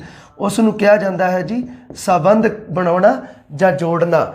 ਇਸ ਬਾਰੇ ਸੰਬੰਧਵਾਚਕ ਪੜਨਾਂਵ, ਜੋ ਸ਼ਬਦ ਪੜਨਾਵੀ ਹੋਵੇ, ਦੂਸਰੇ ਸ਼ਬਦਾਂ ਦੇ ਵਿੱਚ ਜੋ ਸ਼ਬਦ ਨਾਂਵ ਦੀ ਥਾਂ 'ਤੇ ਵਰਤਿਆ ਜਾਵੇ ਅਤੇ ਯੋਜਕ ਵਾਂਗ ਵਾਕਾਂ ਨੂੰ ਜੋੜੇ, ਜਾਂ ਜੋ ਸ਼ਬਦ ਪੜਨਾਵੀ ਹੋਵੇ ਅਤੇ ਯੋਜਕਾਂ ਵਾਂਗ ਵਾਕਾਂ ਨੂੰ ਜੋੜੇ। ਇਹਦਾ ਮਤਲਬ ਕੀ ਹੈ ਕਿ ਵਾਕ ਜਾਂ ਉਪਵਾਕ ਦੇ ਵਿੱਚ ਇਹ ਸ਼ਬਦ ਹੋਣਗੇ ਤੇ ਨਾਂਵ ਦੀ ਥਾਂ ਤੇ ਆਉਣਗੇ। ਦੂਸਰੀ ਗੱਲ ਹੈ ਤੇ ਇੱਕ ਹੋਰ ਗੱਲ ਹੈ ਜੀ, ਇਹਦੇ ਵਿੱਚ ਕੀ ਹੈ, ਇਹ ਜੋ ਉਦਾਹਰਣ ਤੁਹਾਡੇ ਸਾਹਮਣੇ ਮੈਂ ਲਿਖੇ ਨੇ ਇਹ ਸਾਰੇ ਸੰਬੰਧਵਾਚਕ ਪੜਨਾਂਵ ਦੇ ਹਨ। ਇਹਦੇ ਵਿੱਚ ਸਭ ਤੋਂ ਵੱਡੀ ਗੱਲ ਕੀ ਹੈ ਕਿ ਜੋ ਸਾਡਾ ਸੰਬੰਧਵਾਚਕ ਪੜਨਾਂਵ ਦੇ ਜੋ ਸ਼ਬਦ ਹੋਣਗੇ, ਜਿਹੜੇ ਉਹ ਵਾਕ ਜਾਂ ਉਪਵਾਕ ਦੇ ਵਿੱਚ ਹੋਣਗੇ, ਉਹਨਾਂ ਦਾ ਸੰਬੰਧ ਦੂਜੇ ਵਾਕ ਜਾਂ ਉਪਵਾਕ ਦੇ ਨਾਂਵ ਜਾਂ ਪੜਨਾਂਵ ਦੇ ਨਾਲ ਹੋਵੇਗਾ। ਇੱਥੇ ਕੀ ਹੈ, ਇੱਕ ਵਾਕ ਦੇ ਵਿੱਚ ਮੋਹਨ ਨਾਂ ਦਾ ਨਾਮ ਸ਼ਬਦ ਆਇਆ ਹੈ, ਸੋ ਉਸ ਦਾ ਸੰਬੰਧ ਸੰਬੰਧਵਾਚਕ ਪੜਨਾਂਵ ਜੋ ਦੇ ਨਾਲ ਹੈ। ਸੋ ਜੋ, ਜਿਹੜੇ, ਜੋ, ਜਿਨ੍ਹਾਂ, ਜਿਸ, ਜਿਹੜਾ, ਜਿਸ, ਕਿਸੇ, ਜਿਹਦੇ, ਜਿਹੜੇ, ਇਹ ਸ਼ਬਦ ਹਨ ਜੋ ਮੈਂ ਅੰਡਰਲਾਈਨ ਕੀਤੇ ਹਨ, ਇਹ ਸਾਡੇ ਸੰਬੰਧਵਾਚਕ ਪੜਨਾਂਵ ਹਨ। ਇਹਨਾਂ ਸ਼ਬਦਾਂ ਦਾ ਸੰਬੰਧ ਤੁਸੀਂ ਹਰ ਇੱਕ ਉਦਾਹਰਣ ਦੇ ਵਿੱਚ ਵੇਖ ਲਿਓ ਕਿ ਇਹਨਾਂ ਸ਼ਬਦ ਜੋ ਜਿਸ ਵਾਕ ਦੇ ਵਿੱਚ ਜਾਂ ਉਪਵਾਕ ਦੇ ਵਿੱਚ ਇਹ ਸਾਡੇ ਸੰਬੰਧਵਾਚਕ ਪੜਨਾਵੀ ਸ਼ਬਦ ਆਏ ਹਨ, ਉਹਨਾਂ ਸ਼ਬਦਾਂ ਦਾ ਸੰਬੰਧ ਦੂਜੇ ਵਾਕ ਜਾਂ ਉਪਵਾਕ ਦੇ ਵਿੱਚ ਆਏ ਨਾਂਵ ਜਾਂ ਪੜਨਾਂਵ ਦੇ ਨਾਲ ਹੈ। ਜਿਹੜੇ ਮਿਹਨਤ ਕਰਦੇ ਹਨ ਉਹ ਪਾਸ ਹੋ ਜਾਂਦੇ ਹਨ। ਪਾਸ ਹੋਣ ਵਾਲੇ ਜਿਹੜੇ, ਮੇਰਾ ਇੱਕ ਮਿੱਤਰ, ਸੋ ਇੱਥੇ ਮਿੱਤਰ ਸ਼ਬਦ ਹੈ ਕਿਉਂਕਿ ਇਹ ਜ਼ਰੂਰੀ ਨਹੀਂ ਕਿ ਜਿਹੜਾ ਨਾਂਵ ਜਾਂ ਪੜਨਾਂਵ ਹੈ ਸ਼ੁਰੂ 'ਚ ਹੀ ਆਵੇ। ਸੋ ਇੱਥੇ ਨਾਂਵ ਸ਼ਬਦ ਇੱਥੇ ਆ ਗਿਆ। ਸੋ ਮਿੱਤਰ ਵਾਸਤੇ ਕਿਹੜਾ ਸੰਬੰਧਵਾਚਕ ਪੜਨਾਂਵ ਵਰਤਿਆ? ਜੋ। ਸੋ ਜੋ, ਜਿਹੜੇ, ਜਿਨ੍ਹਾਂ ਵੀ ਆ ਜਾਂਦਾ ਹੈ, ਜਿਨ੍ਹਾਂ ਨੇ ਤੁਹਾਨੂੰ ਪੜ੍ਹਾਇਆ ਹੈ ਉਹਨਾਂ ਕੋਲੋਂ ਅਸੀਂ ਪੜ੍ਹੇ ਹਾਂ, ਇਹ ਵੀ ਆ ਜਾਂਦਾ ਹੈ। ਮਤਲਬ ਕੀ ਹੈ ਕਿ ਇਹ ਇੱਕ ਸ਼ਬਦ ਵੀ ਆ ਜਾਂਦਾ ਹੈ ਕਿਤੇ ਸੰਬੰਧਵਾਚਕ ਪੜਨਾਂਵ, ਪਰ ਕਿਤੇ ਕਿਤੇ ਦੋ ਸ਼ਬਦ ਵੀ ਆ ਜਾਂਦੇ ਹਨ। ਜਿਸ, ਕਿਸੇ, ਜਿਹੜਾ, ਕੋਈ, ਹੈ ਨਾ, ਜਿਸ, ਕਿਸੇ, ਜਿਹੜਾ, ਕੋਈ ਜਾਂ ਜੋ, ਕੋਈ। ਇਹਨਾਂ ਤਿੰਨ ਉਦਾਹਰਣਾਂ ਦੇ ਵਿੱਚ ਤੁਸੀਂ ਦੇਖ ਸਕਦੇ ਹੋ ਕਿ ਜੋ ਸੰਬੰਧਵਾਚਕ ਪੜਨਾਂਵ ਹਨ ਉਹਨਾਂ ਵਾਸਤੇ ਦੋ ਦੋ ਸ਼ਬਦ ਵਰਤੇ ਗਏ ਹਨ। ਸੋ ਇਹ ਤੁਸੀਂ ਧਿਆਨ ਦੇ ਵਿੱਚ ਰੱਖਣਾ ਹੈ ਕਿ ਜਿਹੜੇ ਵਾਕ ਦੇ ਵਿੱਚ ਸਾਡੇ ਸੰਬੰਧਵਾਚਕ ਪੜਨਾਂਵ ਹੋਣਗੇ, ਜਿਹੜਾ ਦੂਸਰਾ ਉਪਵਾਕ ਜਾਂ ਵਾਕ ਦਾ ਕਰਤਾ ਹੋਵੇਗਾ, ਨਾਂਵ ਜਾਂ ਪੜਨਾਂਵ, ਇਹਨਾਂ ਸ਼ਬਦਾਂ ਦਾ ਸੰਬੰਧ ਉਹਨਾਂ ਨਾਂਵ ਜਾਂ ਪੜਨਾਂਵ ਦੇ ਨਾਲ ਹੋਵੇਗਾ। ਇਹ ਵਾਰ-ਵਾਰ ਆਪਣੇ ਦਿਮਾਗ ਦੇ ਵਿੱਚ ਫਿੱਟ ਕਰ ਲਓ ਇਸ ਗੱਲ ਨੂੰ, ਤਾਂ ਕਿ ਕੱਲ੍ਹ ਨੂੰ ਜਦੋਂ ਵੀ ਕਿਤੇ ਤੁਸੀਂ ਕੰਪੀਟੀਸ਼ਨ ਐਗਜ਼ਾਮ ਦੇ ਵਿੱਚ ਬੈਠੋ ਤਾਂ ਸੰਬੰਧਵਾਚਕ ਪੜਨਾਂਵ ਨੂੰ ਤੁਸੀਂ ਹੁਣੇ ਚੰਗੀ ਤਰ੍ਹਾਂ ਸਮਝ ਸਕੋ। ਇਸ ਕਰਕੇ ਇਹ ਜਿਹੜੇ ਸ਼ਬਦ ਨੇ, ਮੰਨ ਲਓ ਜੋ, ਜਿਹੜਾ, ਇਹ ਸਾਡੇ ਸੰਬੰਧਵਾਚਕ ਪੜਨਾਂਵ ਹਨ ਕਿ ਜੋ, ਜਿਹੜਾ, ਜਿਹੜੇ ਵੀ ਆ ਜਾਂਦਾ ਹਨ, ਹੈ ਨਾ। ਜੋ, ਜਿਹੜਾ, ਜਿਹੜੇ, ਜਿਨ੍ਹਾਂ, ਜਿਸ, ਕਿਸੇ, ਜਿਸ, ਕਿਸੇ ਵੀ ਲਿਖਿਆ ਹੈ, ਦੇਖ ਲਓ, ਜਿਸ, ਕਿਸੇ, ਜਿਹੜਾ, ਕੋਈ। ਸੋ ਇਹ ਜੁਆਇੰਟ ਰੂਪ ਦੇ ਵਿੱਚ ਵੀ ਆ ਜਾਂਦੇ ਹਨ, ਜਿਹੜਾ, ਕੋਈ, ਹੈ ਨਾ, ਜਿਹੜਾ, ਕੋਈ ਜਾਂ ਜੋ, ਕੋਈ। ਸੋ ਜਿਹਦੇ ਵੀ ਇੱਕ ਉਦਾਹਰਣ ਦੇ ਵਿੱਚ ਦੇਖੋ, ਮੈਂ ਜਿਹਦੇ ਵੀ ਲਿਖਿਆ ਹੈ, ਇਹ ਬੋਲਚਾਲ ਦੇ ਰੂਪ ਵਿੱਚ ਹੈ ਮਤਲਬ ਇਹਦਾ ਕੀ ਹੈ? ਜਿਸ ਦੇ। ਇਹਦਾ ਮਤਲਬ ਕੀ ਹੈ? ਜਿਸ ਦੇ। ਸੋ ਇਹਦੇ ਵਿੱਚ ਕੀ ਹੈ? ਇੱਕ ਅਖਾਣ ਮੈਂ ਲਿਖਿਆ ਹੈ ਉਦਾਹਰਣ ਦੇ ਵਿੱਚ, ਜਿਹਦੇ ਘਰ ਦਾਣੇ ਉਹਦੇ ਕਮਲੇ ਵੀ ਸਿਆਣੇ। ਸੋ ਇਹ ਇੱਕ ਅਖਾਣ ਹੈ, ਇਹਦੇ ਵਿੱਚ ਤੁਸੀਂ ਦੇਖ ਲਓ ਜਿਹਦੇ। ਸੋ ਬੋਲਚਾਲ ਦੇ ਵਿੱਚ ਹੈ, ਪਰ ਇਹਦਾ ਅਸਲੀ ਜਿਹੜਾ ਹੈਗਾ ਉਹ ਜਿਸ ਦੇ ਹੈ। ਸੋ ਇਸ ਅਖਾਣ ਦੇ ਵਿੱਚ ਸੰਬੰਧਵਾਚਕ ਪੜਨਾਂਵ ਦੀ ਵਰਤੋਂ ਹੋਈ ਹੈ। ਉਸ ਤੋਂ ਬਾਅਦ ਇੱਕ ਹੋਰ ਵੀ ਹੈ, ਜਿਹੜੇ ਵੰਡ ਖਾਣ ਉਹ ਖੰਡ ਖਾਣ, ਹੈ ਨਾ। ਸੋ ਜੋ ਕਰਨਗੇ ਸੋ ਭਰਨਗੇ, ਜਾਂ ਕਈ ਵਾਰੀ ਲਿਖਿਆ ਜਾਂਦਾ ਜੋ ਕਰਨਗੇ ਉਹ ਭਰਨਗੇ, ਇਵੇਂ ਵੀ ਲਿਖਿਆ ਹੁੰਦਾ ਹੈ। ਸੋ ਜੋ ਸ਼ਬਦ ਹੈ ਜਿਹੜਾ ਇਹ ਸਾਡਾ ਸੰਬੰਧਵਾਚਕ ਹੈ। ਜੋ ਘੜਿਆ ਸੋ ਭੱਜੇਗਾ, ਮਤਲਬ ਕੀ ਹੈ? ਜੋ ਚੀਜ਼ ਬਣੀ ਹੋਈ ਹੈ ਉਹ ਇੱਕ ਨਾ ਇੱਕ ਦਿਨ ਉਸਦਾ ਵਿਨਾਸ਼ ਹੋ ਜਾਵੇਗਾ। ਜੋ ਘੜਿਆ ਸੋ ਭੱਜੇਗਾ। ਸੋ ਜੋ ਸ਼ਬਦ, ਜੋ, ਜਿਹੜਾ, ਜਿਹੜੇ, ਜਿਨ੍ਹਾਂ, ਜਿਸ, ਕਿਸੇ, ਜਿਹੜਾ, ਕੋਈ, ਜੋ, ਕੋਈ, ਜਿਹਦੇ ਦਾ, ਜਿਸ ਦੇ, ਇਹ ਸ਼ਬਦ ਨੇ ਸਾਡੇ ਸੰਬੰਧਵਾਚਕ ਪੜਨਾਂਵ। ਇਹਨਾਂ ਦੇ ਵਿੱਚ ਸਭ ਤੋਂ ਵੱਡੀ ਗੱਲ ਧਿਆਨ ਵਾਲੀ ਰੱਖਣਾ ਹੈ ਕਿ ਸ਼ਬਦ ਪੜਨਾਵੀ ਤਾਂ ਹੋਣਾ ਹੀ ਚਾਹੀਦਾ, ਦੂਸਰਾ ਯੋਜਕ ਦਾ ਕੰਮ ਵੀ ਕਰ ਰਿਹਾ ਹੈ ਨਾ। ਸੋ ਸੰਬੰਧਵਾਚਕ ਪੜਨਾਂਵ ਹੈ। ਸੋ ਜੋ ਦਾ ਸੰਬੰਧ ਮੋਹਣ ਨਾਲ ਹੈ, ਜਿਹੜੇ ਦਾ ਸੰਬੰਧ ਉਹ ਨਾਲ ਹੈ। ਸੋ ਮਿੱਤਰ ਦਾ ਸੰਬੰਧ ਕਿਹਦੇ ਨਾਲ ਹੈ? ਜੋ ਨਾਲ। ਜੋ ਦਾ ਸੰਬੰਧ ਫਿਰ ਉਹ ਨਾਲ ਹੈ। ਜਿਨ੍ਹਾਂ ਦਾ ਸੰਬੰਧ ਉਹਨਾਂ ਨਾਲ ਹੈ ਨਾ। ਜਿਨ੍ਹਾਂ ਨੇ ਤੁਹਾਨੂੰ ਪੜ੍ਹਾਇਆ, ਮਤਲਬ ਜੋ ਤੁਹਾਨੂੰ ਪੜ੍ਹਾਉਣ ਵਾਲਾ ਸੀ ਉਹੀ ਸਾਨੂੰ ਪੜ੍ਹਾਉਣ ਵਾਲਾ ਹੈ। ਸੋ ਇਹਨਾਂ ਦੋਵਾਂ ਦਾ ਸੰਬੰਧ ਹੈ ਕਿ ਦੋਨੋਂ ਇੱਕੋ ਹੀ ਪਰਸਨ ਹੈ, ਪੜ੍ਹਾਉਣ ਵਾਲਾ ਇੱਕੋ ਹੀ ਬੰਦਾ ਹੈ। ਜਿਨ੍ਹਾਂ, ਬਸ ਉਹ ਪਹਿਲੇ ਉਪਵਾਕ ਦੇ ਵਿੱਚ ਉਹਦੇ ਵਾਸਤੇ, ਉਸ ਪੜ੍ਹਾਉਣ ਵਾਲੇ ਬੰਦੇ ਵਾਸਤੇ ਜਿਨ੍ਹਾਂ ਸ਼ਬਦ ਹੈ, ਦੂਸਰੇ ਉਪਵਾਕ ਦੇ ਵਿੱਚ ਉਹਨਾਂ ਸ਼ਬਦ ਹੈ। ਸੋ ਇਹ ਧਿਆਨ ਦੇ ਵਿੱਚ ਰੱਖਣਾ ਹੈ। ਸੋ ਇੱਥੇ ਜਿਸ ਕਿਸੇ ਦੀ ਗੱਲ ਕਰਤੀ, ਜਿਸ ਕਿਸੇ ਦਾ ਸੰਬੰਧ ਉਹ ਸ਼ਬਦ ਨਾਲ ਹੈ, ਜਿਹੜਾ ਕੋਈ ਦਾ ਉਹ ਨਾਲ ਹੈ, ਜੋ ਕੋਈ ਦਾ ਉਹ ਨਾਲ ਹੈ। ਇਹ ਹੈ ਜੀ ਸੰਬੰਧ ਇਹਨਾਂ ਦਾ ਆਪਸ ਦੇ ਵਿੱਚ ਹੋਣਾ ਚਾਹੀਦਾ। ਇਹ ਆਪਾਂ ਗੱਲ ਕੀਤੀ ਹੈ ਜੀ ਸੰਬੰਧਵਾਚਕ ਪੜ੍ਹਨਾਂਵ ਦੀ। ਹਾਂਜੀ, ਹੁਣ ਗੱਲ ਕਰੀਏ ਜੀ ਪ੍ਰਸ਼ਨਵਾਚਕ ਪੜ੍ਹਨਾਂਵ ਦੀ।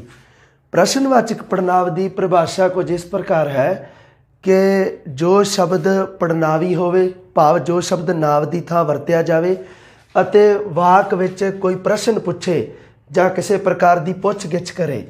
ਮਤਲਬ ਕੀ ਹੈ ਕਿ ਜੋ ਸ਼ਬਦ ਪੜ੍ਹਨਾਵੀ ਹੋਵੇ, ਇੱਕ ਗੱਲ ਹੈ ਜੀ। ਦੂਸਰੀ ਪੜ੍ਹਨਾਵੀ ਹੋਵੇ ਅਤੇ ਦੂਸਰੀ ਸ਼ਰਤ ਹੈ ਅਤੇ ਜਿਸ ਰਾਹੀਂ, ਜਿਸ ਸ਼ਬਦ ਰਾਹੀਂ ਕੋਈ ਪੁੱਛ ਗਿੱਛ ਕੀਤੀ ਜਾਵੇ। ਕੋਈ ਪੁੱਛ ਗਿੱਛ, ਪੁੱਛ ਗਿੱਛ ਦਾ ਮਤਲਬ ਹੁੰਦਾ ਹੈ ਕਿ ਕੋਈ ਪ੍ਰਸ਼ਨ ਪੁੱਛਿਆ ਜਾਵੇ, ਕੋਈ ਪੁੱਛ ਗਿੱਛ ਕੀਤੀ ਜਾਵੇ ਜਿਸ ਰਾਹੀਂ, ਉਹਨੂੰ ਕਿਹਾ ਜਾਂਦਾ ਹੈ ਜੀ ਸਾਡਾ ਪ੍ਰਸ਼ਨਵਾਚਕ ਪੜ੍ਹਨਾਂਵ। ਇਹਨਾਂ ਦੇ ਕੁਝ ਉਦਾਹਰਣ ਨੇ। ਇਹਨਾਂ ਦੇ ਵਿੱਚੋਂ ਸਭ ਤੋਂ ਪਹਿਲਾਂ ਆਪਾਂ ਉਦਾਹਰਣ ਵੇਖਦੇ ਹਾਂ, ਫਿਰ ਜੇ ਕੋਈ ਦਿੱਕਤ ਵਾਲੀ ਗੱਲ ਹੈ ਉਹ ਆਪਾਂ ਬਾਅਦ ਵਿੱਚ ਡਿਸਕਸ ਕਰਦੇ ਹਾਂ। ਸੋ ਇਹਨਾਂ ਦੇ ਵਿੱਚ ਉਦਾਹਰਣ ਹੈ ਕਿ ਕੌਣ ਗਾ ਰਿਹਾ ਹੈ। ਸੋ ਇਹ ਪ੍ਰਸ਼ਨ ਹੈ। ਉਸ ਤੋਂ ਬਾਅਦ ਪ੍ਰਸ਼ਨਵਾਚਕ ਚਿੰਨ੍ਹ ਹੈ ਜਿਹੜਾ ਉਹ ਜ਼ਰੂਰ ਹੋਵੇਗਾ, ਕਿਉਂਕਿ ਕਈ ਇਸ ਤਰ੍ਹਾਂ ਦੇ ਹੁੰਦੇ ਹਨ ਜੋ ਸਾਨੂੰ ਲੱਗਦੇ ਹਨ ਕਿ ਇਹ ਜਿਹੜਾ ਵਾਕ ਹੈ ਉਹ ਪ੍ਰਸ਼ਨਵਾਚਕ ਹੈ, ਪਰ ਉਹ ਨਹੀਂ ਹੁੰਦਾ ਹੈ ਨਾ। ਇਹ ਵੀ ਥੋੜ੍ਹਾ ਜਿਹਾ ਧਿਆਨ ਦੇ ਵਿੱਚ ਰੱਖਣਾ ਕਿ ਮੰਨ ਲਵੋ ਇਸ ਤਰ੍ਹਾਂ ਪੁੱਛਿਆ ਗਿਆ ਹੈ ਪ੍ਰਸ਼ਨ। ਸੋ ਇਹਦੇ ਵਿੱਚ ਅਗਰ ਪ੍ਰਸ਼ਨਵਾਚਕ ਪੜ੍ਹਨਾਂਵ ਪੁੱਛੇਗਾ ਤਾਂ ਇਹ ਮਗਰ ਜਿਹੜਾ ਆਹ ਪ੍ਰਸ਼ਨ ਵਾਲਾ ਜਿਹੜਾ ਚਿੰਨ੍ਹ ਹੈ ਇਹ ਜ਼ਰੂਰ ਲੱਗਿਆ ਹੋਵੇਗਾ, ਹੈ ਨਾ। ਸੋ ਇਹ ਵੀ ਆਪਾਂ ਥੋੜ੍ਹੀ ਜਿਹੀ ਧਿਆਨ ਦੇ ਵਿੱਚ ਰੱਖਣ ਵਾਲੀ ਗੱਲ ਹੈ। ਪ੍ਰਸ਼ਨ ਉਸੇ ਦਾ ਹੀ ਹੁੰਦਾ ਹੈ ਨਾ ਜਿਹਦੇ ਮਗਰ ਪ੍ਰਸ਼ਨਵਾਚਕ ਚਿੰਨ੍ਹ ਹੋਵੇ। ਸੋ ਕੌਣ ਗਾ ਰਿਹਾ ਹੈ, ਇਹਦੇ ਵਿੱਚ ਕੌਣ ਸ਼ਬਦ ਪ੍ਰਸ਼ਨਵਾਚਕ ਹੈ। ਕਿਹੜਾ ਹਰ ਵੇਲੇ ਚੈ ਚੈ ਕਰਦਾ ਰਹਿੰਦਾ ਹੈ, ਭਾਵ ਹਰ ਵੇਲੇ ਰੌਲਾ ਪਾਉਂਦਾ ਰਹਿੰਦਾ ਹੈ। ਅੱਜ ਕੌਣ ਕੌਣ, ਕਈ ਵਾਰੀ ਕੌਣ ਇਕੱਲਾ ਵੀ ਆ ਜਾਂਦਾ ਹੈ, ਕਈ ਵਾਰੀ ਕੌਣ ਕੌਣ ਦੋਨੋਂ ਸੰਯੁਕਤ ਰੂਪ ਦੇ ਵਿੱਚ ਵੀ ਆ ਜਾਂਦੇ ਹਨ, ਹੈ ਨਾ। ਅੱਜ ਕਿਹੜਾ ਪਾਠ ਪੜ੍ਹਨਾ ਹੈ। ਸੋ ਇੱਥੇ ਕਿਹੜਾ ਸ਼ਬਦ ਹੈ। ਸ਼ਰਾਰਤ ਕਿਸ ਨੇ ਕੀਤੀ, ਸੋ ਇੱਥੇ ਕਿਸ ਸ਼ਬਦ ਆ ਗਿਆ। ਇਹਨਾਂ ਵਿੱਚੋਂ ਕਿਹੜਾ, ਕਿਸ ਨੇ ਜਾਂ ਕਿਹੜਾ, ਕੀ ਕੁਝ ਵੀ ਆ ਜਾਂਦਾ ਹੈ, ਜਾਂ ਕਈ ਵਾਰੀ ਕੀ, ਤੁਸੀਂ ਬਾਜ਼ਾਰ ਵਿੱਚੋਂ ਕੀ ਖਰੀਦਿਆ, ਜਾਂ ਤੁਸੀਂ ਬਾਜ਼ਾਰ ਵਿੱਚੋਂ ਕੀ ਕੁਝ ਖਰੀਦਿਆ। ਤੁਹਾਨੂੰ ਇਹ ਗੱਲ ਕਿਹਨੇ ਦੱਸੀ ਜਾਂ ਕਿਸ ਨੇ ਦੱਸੀ। ਕਿਹਨੇ ਬੋਲਣ ਰੂਪ ਦੇ ਵਿੱਚ ਹੈ ਅਤੇ ਲਿਖਣ ਦੇ ਰੂਪ ਵਿੱਚ ਆਪਾਂ ਇਸ ਨੂੰ ਕਿਸ ਨੇ ਲਿਖਦੇ ਹਾਂ ਨਾ। ਕਈ ਵਾਰੀ ਆਹ ਵੀ ਮੰਨ ਲਓ ਲਿਖਿਆ ਆ ਜੇ, ਸੋ ਬੋਲਚਾਲ ਦੇ ਰੂਪ ਵਿੱਚ ਕਿਹਨੇ ਸ਼ਬਦ ਹੈ। ਸੋ ਇਹ ਵੀ ਇੱਕ ਤਰ੍ਹਾਂ ਦਾ ਸਾਨੂੰ ਪ੍ਰਸ਼ਨਵਾਚਕ ਪੜ੍ਹਨਾਂਵ ਹੈ। ਹੁਣ ਤੁਸੀਂ ਕਹੋਗੇ ਕਿ ਸਰ ਆਪਾਂ ਮੰਨ ਲਓ ਕੀ ਹੈ ਕਿ ਕਿਉਂ ਸ਼ਬਦ ਹੈ ਸਾਡਾ, ਜਿਵੇਂ ਮੰਨ ਲਓ ਕਿਉਂ, ਕਦੋਂ, ਕਿਵੇਂ। ਅੱਛਾ, ਇਹ ਵੀ ਤਾਂ ਸਾਡੇ ਪ੍ਰਸ਼ਨਵਾਚੀ ਸ਼ਬਦ ਨੇ, ਹੈ ਨਾ। ਇਹਨਾਂ ਰਾਹੀਂ ਵੀ ਤਾਂ ਆਪਾਂ ਪ੍ਰਸ਼ਨ ਹੀ ਪੁੱਛਦੇ ਹਾਂ ਨਾ। ਤੂੰ ਕਿਉਂ ਗਿਆ, ਤੂੰ ਕਦੋਂ ਜਾਣਾ ਸੀ, ਤੂੰ ਕਿਵੇਂ ਜਾਣਾ, ਹੈ ਨਾ। ਹੈ ਪ੍ਰਸ਼ਨਵਾਚੀ ਹੈ। ਇਹ ਪ੍ਰਸ਼ਨਵਾਚਕ ਪੜ੍ਹਨਾਂਵ ਦੇ ਵਿੱਚ ਕਿਉਂ ਨਹੀਂ ਆਉਂਦੇ, ਦੇਖਦੇ ਹਾਂ ਇਹਦੇ ਬਾਰੇ ਵੀ ਕਿਉਂ ਨਹੀਂ ਆਉਂਦੇ। ਦੇਖੋ ਕਿਵੇਂ। ਸਭ ਤੋਂ ਪਹਿਲੀ ਗੱਲ ਤਾਂ ਪ੍ਰਸ਼ਨਵਾਚਕ ਪੜ੍ਹਨਾਂਵ ਦੇ 3 ਸਾਈਨ ਹਮੇਸ਼ਾ ਹੀ, ਮਤਲਬ 3 ਜਿਹੜੇ ਇਹਦੇ ਮਤਲਬ ਕਿ ਪ੍ਰਸ਼ਨਵਾਚਕ ਪੜ੍ਹਨਾਂਵ ਦੇ ਜੇਕਰ ਪੁੱਛੇਗਾ ਨਾ ਤਾਂ ਕੌਣ, ਕੀ ਅਤੇ ਕਿਹੜਾ, ਇਹ ਹੈ ਜੀ ਇਸ ਨੂੰ ਪਛਾਣਨ ਵਾਲੇ ਚਿੰਨ੍ਹ 3 ਹੁੰਦੇ ਨੇ। ਹਾਂ, ਹੋਰ ਵੀ ਹੋ ਸਕਦੇ ਹਨ ਜਿਨ੍ਹਾਂ ਦੇ ਵਿੱਚੋਂ ਆਪਾਂ ਜਿਵੇਂ ਕਿ ਕਿਹਨੇ ਜਾਂ ਕਿਸ ਨੇ ਵੀ ਗੱਲ ਕੀਤੀ ਹੈ ਨਾ। ਪਰ ਜ਼ਿਆਦਾਤਰ ਵਿਆਕਰਣਕਾਰਾਂ ਦੇ ਵਿੱਚ, ਸਾਡੇ ਵਿਆਕਰਣਕਾਰ ਨੇ ਜੋ, ਉਹਨਾਂ ਨੇ ਆਪਣੇ ਆਪਣੇ ਵਿਆਕਰਣਾਂ ਦੇ ਵਿੱਚ ਇਹ ਕੌਣ, ਕੀ ਅਤੇ ਕਿਹੜਾ, ਇਹਨਾਂ ਨੂੰ ਪ੍ਰਸ਼ਨਵਾਚੀ ਪੜ੍ਹਨਾਂਵ ਮੰਨਿਆ ਹੈ ਨਾ। ਹੁਣ ਆਪਾਂ ਗੱਲ ਕਰਦੇ ਹਾਂ ਕਿ ਦੂਜੇ ਜਿਹੜੇ ਹਨ ਕਿਉਂ, ਕਦੋਂ, ਕਿੱਥੋਂ, ਇਹਨਾਂ ਰਾਹੀਂ ਵੀ ਤਾਂ ਆਪਾਂ ਪ੍ਰਸ਼ਨ ਹੀ ਪੁੱਛਦੇ ਹਾਂ। ਇਹ ਪ੍ਰਸ਼ਨਵਾਚਕ ਪੜ੍ਹਨਾਂਵ ਕਿਉਂ ਨਹੀਂ ਹੈ। ਦੇਖੋ, ਸਭ ਤੋਂ ਵੱਡੀ ਗੱਲ ਹੈ ਜਿਹੜੀ ਸਾਡੀ ਪੜ੍ਹਨਾਂਵ ਦੀ ਪਰਿਭਾਸ਼ਾ ਉਹ ਸਾਨੂੰ ਇੰਨੀ ਧਿਆਨ ਦੇ ਵਿੱਚ ਹੋਣੀ ਚਾਹੀਦੀ ਹੈ ਕਿ ਆਪਾਂ ਉਸ ਨੂੰ ਲਾ ਕੇ ਦੇਖਣਾ ਹੈ। ਸਾਡੀ ਪੜ੍ਹਨਾਂਵ ਦੀ ਪਰਿਭਾਸ਼ਾ ਕਹਿੰਦੀ ਹੈ ਕਿ ਜੋ ਸ਼ਬਦ ਨਾਂਵ ਦੀ ਥਾਂ 'ਤੇ ਵਰਤਿਆ ਜਾਵੇ। ਹੁਣ ਦੇਖੋ, ਜੇ ਮੈਂ ਪੁੱਛੂੰਗਾ ਕੌਣ ਗਾ ਰਿਹਾ ਹੈ ਤਾਂ ਤੁਸੀਂ ਕਿਹਦਾ ਨਾਮ ਲਾਓਗੇ, ਕਿਸੇ ਬੰਦੇ ਦਾ ਨਾਮ ਲਾਓਗੇ। ਬੰਦਾ ਕਿਹਦੇ 'ਚ ਆਉਂਦਾ ਹੈ, ਨਾਂਵ ਦੇ ਵਿੱਚ। ਕਿਹੜਾ ਹਰ ਵੇਲੇ ਚੈ ਚੈ ਕਰਦਾ ਹੈ। ਇੱਥੇ ਜਦੋਂ ਮੈਂ ਕਿਹੜਾ ਲਾ ਕੇ ਆ ਪ੍ਰਸ਼ਨ ਪੁੱਛਿਆ ਤਾਂ ਤੁਸੀਂ ਕਹੋਗੇ ਜੀ ਫਲਾਨਾ ਬੰਦਾ ਕਰਦਾ ਹੈ ਨਾ, ਕਿ ਫਲਾਨਾ ਬੰਦਾ ਸ਼ੋਰ ਮਚਾ ਰਿਹਾ। ਸੋ ਇੱਥੇ ਕਿਹੜਾ ਜਦੋਂ ਮੈਂ ਲਾਇਆ, ਤੁਹਾਡਾ ਜਵਾਬ ਕੀ ਹੋਵੇਗਾ, ਜਵਾਬ ਨਾਮ ਹੋਵੇਗਾ, ਹੈ ਨਾ। ਜਵਾਬ ਤੁਹਾਡਾ ਨਾਊਨ ਹੋਵੇਗਾ। ਅੱਜ ਕੌਣ ਕੌਣ ਜਾਏਗਾ, ਸੋ ਇੱਥੇ ਜਦੋਂ ਮੈਂ ਕੌਣ ਕੌਣ ਲਾ ਕੇ ਇੱਕ ਪ੍ਰਸ਼ਨ ਪੁੱਛਿਆ ਤਾਂ ਤੁਹਾਡਾ ਜਵਾਬ ਹੈ ਜਿਹੜਾ ਉਹ ਇੱਕ ਨਾਊਨ ਆਵੇਗਾ ਅੱਗੋਂ, ਹੈ ਨਾ। ਅੱਜ ਕਿਹੜਾ ਪਾਠ, ਉਹ ਜਿਹੜਾ ਪਾਠ ਦਾ ਨਾਮ ਨਾउन, ਕਿਸ ਨੇ ਕੀਤੀ ਸ਼ਰਾਰਤ ਕਰਨ ਵਾਲਾ ਜਿਹੜਾ ਉਹ ਨਾउन ਦੇ ਵਿੱਚ ਆਵੇਗਾ। ਬਾਜ਼ਾਰ ਵਿੱਚੋਂ ਕੀ ਕੁਝ ਖਰੀਦਿਆ, ਇੱਥੇ ਮਤਲਬ ਕੀ ਹੈ, ਸਬਜ਼ੀਆਂ ਦੇ ਨਾਮ ਆ ਗਏ ਜਾਂ ਫਰੂਟ ਦੇ ਨਾਮ, ਉਹ ਸਾਰੇ ਨਾਮ ਹੀ ਤਾਂ ਹਨ, ਨਾउन ਹਨ, ਹੈ ਨਾ। ਤੇ ਇਵੇਂ ਹੀ ਇਹ ਤੁਹਾਨੂੰ ਗੱਲ ਕਿਹਨੇ ਦੱਸੀ ਜਾਂ ਕਿਸ ਨੇ ਦੱਸੀ? ਸੋ ਦੱਸਣ ਵਾਲਾ ਕੌਣ ਹੋਵੇਗਾ? ਇੱਕ ਨਾਮ ਹੀ ਹੋਵੇਗਾ ਨਾ, ਨਾउन ਹੀ ਹੋਵੇਗਾ ਨਾ, ਉਸ ਦਾ ਨਾਮ ਇੱਕ ਨਾउन ਦੇ ਵਿੱਚ ਹੀ ਹੋਵੇਗਾ। ਸੋ ਇੱਥੇ ਕੀ ਹੈ ਕਿ ਦੂਸਰੀ ਗੱਲ ਹੈ ਕਿ ਤੂੰ ਕਦੋਂ ਜਾਂ ਕਿਉਂ, ਇਹ ਲਾ ਕੇ ਮੰਨ ਲਓ ਕੀ ਹੈ ਕਿ ਤੂੰ ਕਿਉਂ ਨਹੀਂ ਪੜ੍ਹਦਾ, ਸੋ ਉਹਨੂੰ ਰੀਜਨ ਦੱਸਣਾ ਪਏਗਾ, ਜੀ ਮੈਂ ਇਸ ਕਾਰਨ ਨਹੀਂ ਪੜ੍ਹਦਾ, ਤੂੰ ਕਦੋਂ ਜਾਣਾ ਹੈ। ਸੋ ਇਹ ਹੈ ਜਿਹੜੇ ਇਹ ਸਾਡੇ ਪ੍ਰਸ਼ਨਵਾਚਕ ਪੜ੍ਹਨਾਂਵ ਦੀ ਸ਼੍ਰੇਣੀ ਦੇ ਵਿੱਚ ਨਹੀਂ ਆਉਂਦੇ, ਕਿਉਂਕਿ ਜਦੋਂ ਆਪਾਂ ਇਹਨਾਂ ਪ੍ਰਸ਼ਨਾਂ ਨੂੰ ਇਹਨਾਂ ਸ਼ਬਦਾਂ ਦੇ ਰਾਹੀਂ ਜਦੋਂ ਆਪਾਂ ਕਿਸੇ ਨੂੰ ਪ੍ਰਸ਼ਨ ਪੁੱਛਦੇ ਹਾਂ ਤਾਂ ਜਿਹੜਾ ਉੱਤਰ ਹੈ ਸਾਡਾ ਉਹ ਨਾਮ ਦੇ ਰੂਪ ਵਿੱਚ ਸਾਨੂੰ ਨਹੀਂ ਮਿਲਦਾ। ਇਸ ਕਰਕੇ ਅਸੀਂ ਇਹਨਾਂ ਸ਼ਬਦਾਂ ਨੂੰ ਕਦੋਂ, ਕਿਉਂ ਤੇ ਇਹ ਆ ਜਿਹੜੇ ਇਹ ਸਾਡੇ ਪ੍ਰਸ਼ਨਵਾਚੀ ਪੜ੍ਹਨਾਂਵ ਦੇ ਵਿੱਚ ਨਹੀਂ ਆਉਂਦੇ। ਇਸ ਕਰਕੇ ਇਹ ਜਿਹੜਾ ਥੋੜ੍ਹਾ ਜਿਹਾ ਤੁਸੀਂ ਧਿਆਨ ਦੇ ਵਿੱਚ ਰੱਖਣਾ ਹੈ ਨਾ, ਇਹ ਵੀ ਸਾਡੀ ਧਿਆਨ ਦੇ ਵਿੱਚ ਰੱਖਣ ਵਾਲੀ ਗੱਲ ਹੈ ਕਿ ਕੌਣ, ਕੀ, ਕਿਹੜਾ, ਇਹ ਤਿੰਨ ਹੀ ਜੋ ਹਨ ਸ਼ਬਦ ਹਨ ਇਹ ਸਾਡੇ ਪ੍ਰਸ਼ਨਵਾਚਕ ਪੜ੍ਹਨਾਂਵ ਹਨ। ਉਸ ਤੋਂ ਬਾਅਦ ਹੋਰ ਵੀ ਹਨ, ਪਰ ਕੌਣ, ਕੀ, ਕਿਹੜਾ, ਇਹਨਾਂ ਦੇ ਵਿੱਚੋਂ ਹੀ ਜ਼ਿਆਦਾਤਰ ਪ੍ਰਸ਼ਨ ਹੈ ਉਹ ਸਾਡਾ ਪੁੱਛ ਲਿਆ ਜਾਂਦਾ ਹੈ। ਗੱਲ ਕਰਦੇ ਹਾਂ ਜੀ ਨਿਸ਼ਚੈਵਾਚਕ ਪੜ੍ਹਨਾਂਵ ਦੀ ਜਾਂ ਨਿਸ਼ਚਿਤ ਪੜ੍ਹਨਾਂਵ ਦੀ। ਉਹ ਸ਼ਬਦ ਜੋ ਪੜ੍ਹਨਾਵੀ ਹੋਣ ਅਤੇ ਨੇੜੇ ਜਾਂ ਦੂਰ ਦੀ ਵਸਤੂ ਵੱਲ ਇਸ਼ਾਰਾ ਕਰਨ। ਮਤਲਬ ਪਹਿਲੀ ਸ਼ਰਤ ਤਾਂ ਹੈ ਹੀ, ਉਹ ਪੱਕੀ ਹੈ ਵੀ ਨਾਂਵ ਦੀ ਥਾਂ ਵਰਤੇ ਜਾਣ ਜਾਂ ਪੜ੍ਹਨਾਵੀ ਹੋਣ, ਨਾਂਵ ਦੀ ਥਾਂ ਵਰਤੇ ਜਾਣ। ਤੇ ਦੂਸਰੀ ਗੱਲ ਕੀ ਹੈ ਕਿ ਨੇੜੇ ਜਾਂ ਦੂਰ ਦੀ ਵਸਤੂ ਵੱਲ ਇਸ਼ਾਰਾ ਕਰਨ, ਨੇੜੇ ਜਾਂ ਦੂਰ ਦੀ ਵਸਤੂ ਵੱਲ ਇਸ਼ਾਰਾ ਕਰਨ ਜਾਂ ਨੇੜੇ ਜਾਂ ਦੂਰ ਦੀ ਵਸਤੂ ਨੂੰ ਦਰਸਾਉਣ ਵੱਲ ਇਸ਼ਾਰਾ ਕਰਨ ਜਾਂ ਉਸ ਨੂੰ ਦਰਸਾਉਣ, ਹੈ ਨਾ। ਉਹਨਾਂ ਵਾਸਤੇ ਆਪਾਂ ਨਿਸ਼ਚੈਵਾਚਕ ਜਾਂ ਨਿਸ਼ਚਿਤ ਪੜ੍ਹਨਾਂਵ ਦੀ ਵਰਤੋਂ ਕਰਦੇ ਹਾਂ। ਸੋ ਇਸ ਦੇ ਵਿੱਚ ਕੀ ਹੈ ਕਿ ਇੱਕ ਉਦਾਹਰਨਾਂ ਜਿਵੇਂ 2-4 ਲਿਖੀਆਂ ਨੇ, ਉਹਨਾਂ ਦੇ ਵਿੱਚੋਂ ਜਿਵੇਂ ਇਸ ਦਾ ਕੋਈ ਕਸੂਰ ਨਹੀਂ, ਸਾਰਾ ਕਸੂਰ ਉਸ ਦਾ ਹੈ। ਸੋ ਇਸ ਦਾ ਵਾਸਤੇ ਆਪਾਂ ਇੱਕ ਨਿਸ਼ਚਾ, ਮਤਲਬ ਕੀ ਹੈ ਕਿ ਨੇੜੇ ਜਾਂ ਦੂਰ ਦੀ ਵਸਤੂ, ਇਸ ਦਾ ਕੋਈ ਕਸੂਰ ਨਹੀਂ, ਸਾਰਾ ਕਸੂਰ ਉਸ ਦਾ ਹੈ, ਉਹਨਾਂ ਨੇ ਖਾਮਖਾ, ਤੇ ਇਹ ਤੇ ਔ, ਇਹ ਸ਼ਬਦ ਮੈਂ ਕੁਝ ਅੰਡਰਲਾਈਨ ਕੀਤੇ ਨੇ, ਇਹ ਸਾਡੇ ਨਿਸ਼ਚੈਵਾਚਕ ਪੜ੍ਹਨਾਂਵ ਨੇ। ਸੋ ਆਪਾਂ ਇੱਕ ਹੋਰ ਉਦਾਹਰਣ ਮੈਂ ਲਿਖਿਆ ਹੈ, ਇਹ ਲਿਖ ਰਿਹਾ ਹੈ, ਇਹਦੇ ਵਿੱਚ ਇਹ ਸ਼ਬਦ ਹੈ ਜਿਹੜਾ ਇਹ ਸਾਡਾ ਨਿਸ਼ਚੈਵਾਚਕ ਪੜ੍ਹਨਾਂਵ ਜਾਂ ਸਾਡਾ ਨਿਸ਼ਚਿਤ ਪੜ੍ਹਨਾਂਵ ਹੈ। ਹੁਣ ਤੁਸੀਂ ਸਵਾਲ ਕਰੋਗੇ ਸਾਰੇ ਤਾਂ ਪੁਰਖਵਾਚਕ ਪੜ੍ਹਨਾਂਵ ਵੀ ਹੈ। ਬਹੁਤ ਸੋਹਣਾ ਸਵਾਲ ਕੀਤਾ ਤੁਸੀਂ, ਬਹੁਤ ਵਧੀਆ। ਇਹਦਾ ਉੱਤਰ ਕੀ ਹੈ ਦੇਖੋ, ਅਗਰ ਇਹ ਐਗਜ਼ਾਮੀਨਰ ਨੇ ਇਸ ਨੂੰ ਪੁਰਖਵਾਚਕ ਪੜ੍ਹਨਾਂਵ ਦੇ ਤੌਰ 'ਤੇ ਪੁੱਛਣਾ ਹੋਵੇ ਤਾਂ ਉਦੋਂ ਕੀ ਪੁੱਛੇਗਾ ਕਿ ਪੁੱਛਣ ਦਾ ਦੇਖੋ ਤਰੀਕਾ ਕੀ ਆ। ਪੁਰਖਵਾਚਕ ਪੜ੍ਹਨਾਂਵ ਦੇ ਵਿੱਚ ਇੱਕ ਪੁਰਖ ਬਾਰੇ ਪਹਿਲਾਂ ਤੋਂ ਹੀ ਵਾਕ ਦੇ ਵਿੱਚ ਗੱਲ ਚੱਲਣੀ ਆਉਣੀ ਚਾਹੀਦੀ ਹੈ। ਜਿਵੇਂ ਆਪਾਂ ਗੱਲ ਕਰੀਏ, ਮੰਨ ਲਓ ਇੱਕ ਉਦਾਹਰਣ ਮੈਂ ਤੁਹਾਡੇ ਸਾਹਮਣੇ ਬੋਲਦਾ ਕਿ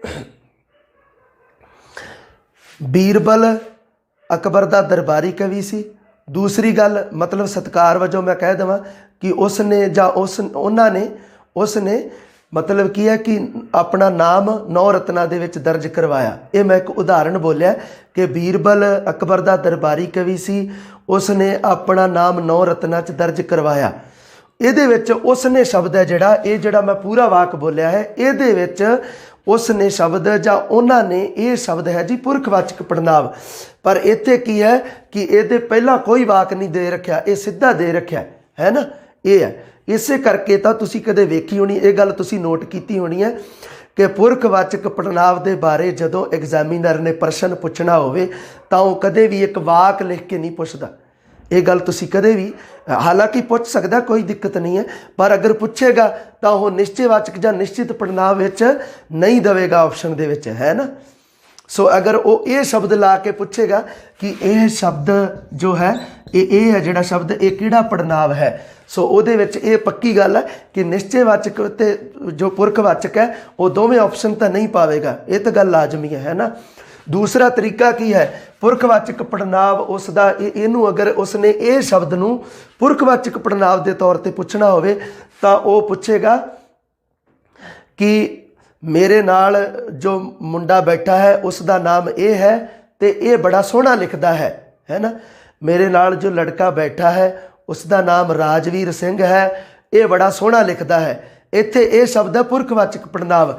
अगर मैं लिखदा कि ये सोहना लिखता है जां ये लिख रहा है, ये इत्थे है साडा निश्चयवाचक पड़नाव। ये गल तुसीं ध्यान दे विच रखनी है। पुरखवाचक पड़नाव दे बारे जदों पुछेगा एह ओह इस दा उस दा उन्हां एह ਉਹ ਇਹ ਸਾਰੇ शब्द ਆਪਾਂ पुरखवाचक पड़नाव ਦੇ ਵਿੱਚ यूज कर चुके हाँ। पर प्रश्न पुछण ਦਾ ਉਹਦਾ पुरखवाचक पड़नाव ਦੇ ਵਿੱਚ तरीका की होवेगा कि वो सब तो पहला एक लाइन ਦੇ ਵਿੱਚ ਕਿਸੇ ਦਾ नाम पावेगा, फिर उस नाम ਦੇ वास्ते ਉਹ उस इस उस दा इस दा ये शब्दावली फिर यूज करेगा। अगर पुरखवाचक पड़नाव संबंधी प्रश्न पूछना है, अगर निश्चयवाचक है तो फिर सीधा ही पूछ सकता है। निश्चयवाचक दे विच की है कि जां तां चीज़ां नेड़े पईयां होणगीआं साडे, जां चीज़ां दूर पईयां होणगीआं, जां तां कोई साडे नेड़े होवेगा जां साडे दूर होवेगा। इसे करके निश्चयवाचक पड़नाव के अगे दो भेद भी हैं, जिन्हों निकटवर्ती निश्चयवाचक पड़नाव कह देंगे हाँ, तो दूसरा दूरवर्ती निश्चयवाचक पड़नाव। जे निकटवर्ती वास्ते आप गल करते हाँ कि यह इस इन्ना एह ते एना ये बोलचाल दे विच वरतों विच हन ते व्याकरण दे विच भी लिखे गए हैं ये शब्द एह ते एना। सो ये की है इत्थे एक आ वेखो उदाहरण है कि एह मेरी है, मतलब कोई नेड़े की चीज़ कोई पई है, एह मेरी है, तुहाडी औ सी, ये दूर औ शब्द है जिहड़ा वो आपां दूर वास्ते वरतते हैं। सो औ शब्द जां औना औ तो बनया औना, सो ये शब्द ने साडे दूरवर्ती निश्चयवाचक विशेषण हैं। ओह उस ओना ये आपां दूर दे वास्ते, मतलब मैं क्या भी ये लिख रहा है, इहदा मतलब की है जो लिखण वाला है वो मेरे नेड़े है, ये लिख रहा है।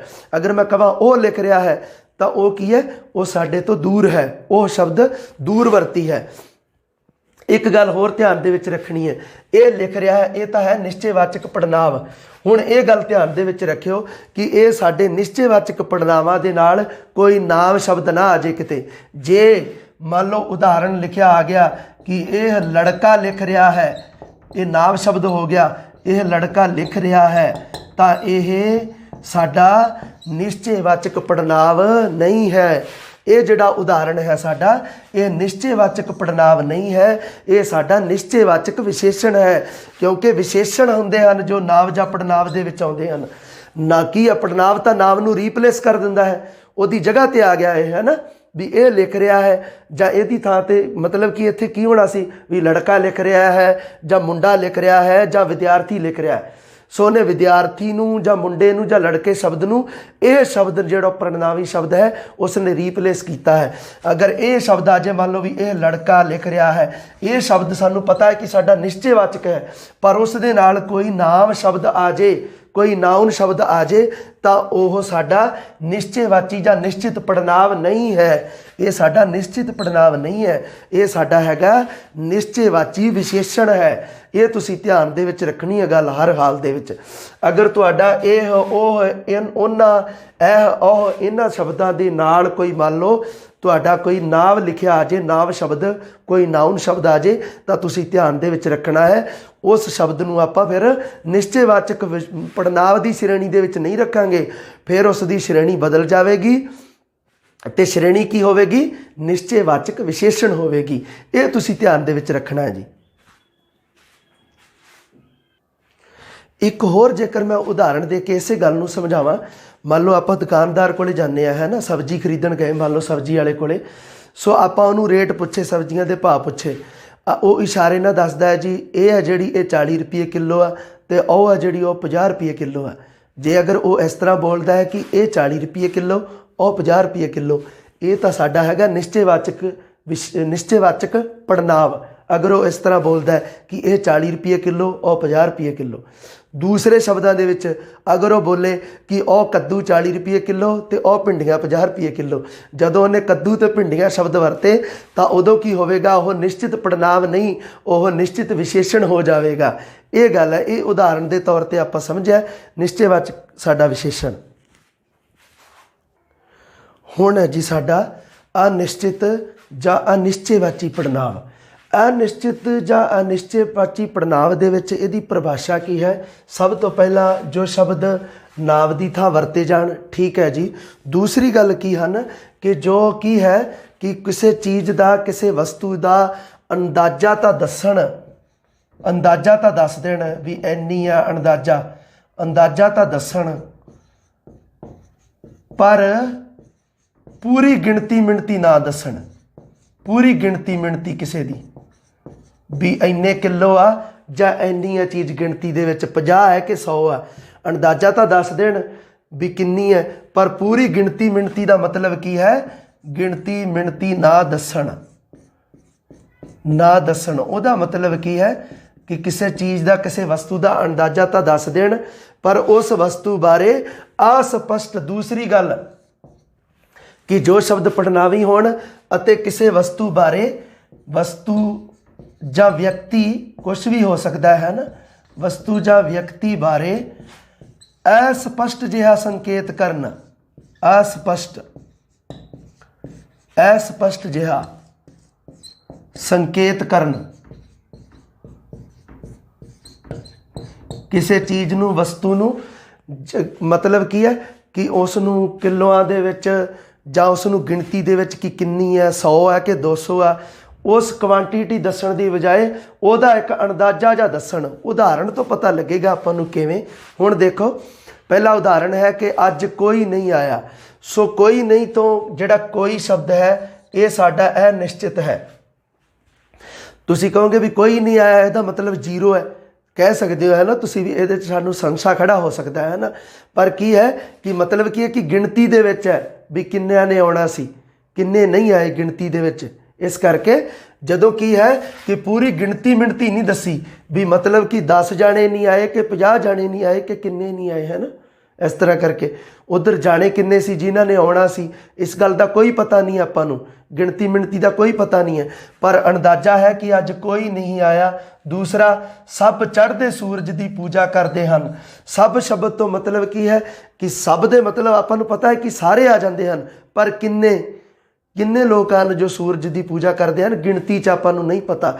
ਇਸ ਕਰਕੇ ਇਹਨੂੰ ਕਿਹਾ ਜਾਂਦਾ ਹੈ ਅਨਿਸ਼ਚਿਤ ਜਾਂ ਅਨਿਸ਼ਚੈਵਾਚੀ ਪੜਨਾਂਵ। ਨਿਸ਼ਚੈਵਾਚੀ ਪੜਨਾਂਵ ਤਾਂ ਉਹ ਸੀ ਕਿ ਨੇੜੇ ਤਾਂ ਦੂਰ ਦੀ ਵਸਤੂ ਦਾ ਨਿਸ਼ਚਾ ਕਰਾਉਣ ਜੋ ਸ਼ਬਦ, ਜਾਂ ਨੇੜੇ ਦੀ ਵਸਤੂ ਦਾ ਜਾਂ ਦੂਰ ਦੀ ਵਸਤੂ ਦਾ। ਪਰ ਅਨਿਸ਼ਚੈਵਾਚੀ ਦੇ ਵਿੱਚ ਕੀ ਹੈ, ਉਸ ਦੇ ਵਿੱਚ ਕੀ ਹੈ ਕਿ ਵਸਤੂ ਦਾ ਅੰਦਾਜ਼ਾ ਤਾਂ ਦੱਸ ਦੇਣ ਵੀ ਚੀਜ਼ ਕਿੰਨੀ ਹੋ ਸਕਦੀ ਹੈ, ਇੰਨੇ ਹੈ ਨਾ ਹੋ ਸਕਦੀ ਹੈ, ਪਰ ਉਸ ਦੀ ਸਹੀ ਗਿਣਤੀ ਮਿਣਤੀ ਨਹੀਂ ਕਿ 100 ਹੈ ਕਿ 50 ਹੈ ਕਿ 80 ਹੈ ਕਿ 1 ਲੱਖ ਹੈ ਕਿ 2 ਲੱਖ ਹੈ। ਇਹਨੂੰ ਗਿਣਤੀ ਮਿਣਤੀ ਕਹਿੰਦੇ ਆ। ਸੋ ਭੈੜੀ ਸੰਗਤ ਤੋਂ ਵਿਰਲੇ ਹੀ ਬਚਦੇ ਹਨ, ਬਹੁਤੇ ਪ੍ਰੀਖਿਆ ਵਿੱਚ ਥੋੜ੍ਹੇ ਪਾਸ ਹੁੰਦੇ ਹਨ, ਡਾਕਖਾਨੇ ਵਿੱਚ ਕਈ ਆਉਂਦੇ ਕਈ ਜਾਂਦੇ ਹਨ। ਆਪਾਂ ਨੂੰ ਗਿਣਤੀ ਦਾ ਨਹੀਂ ਪਤਾ ਵੀ ਕਿੰਨੇ ਆਉਂਦੇ ਹਨ, ਹੈ ਨਾ।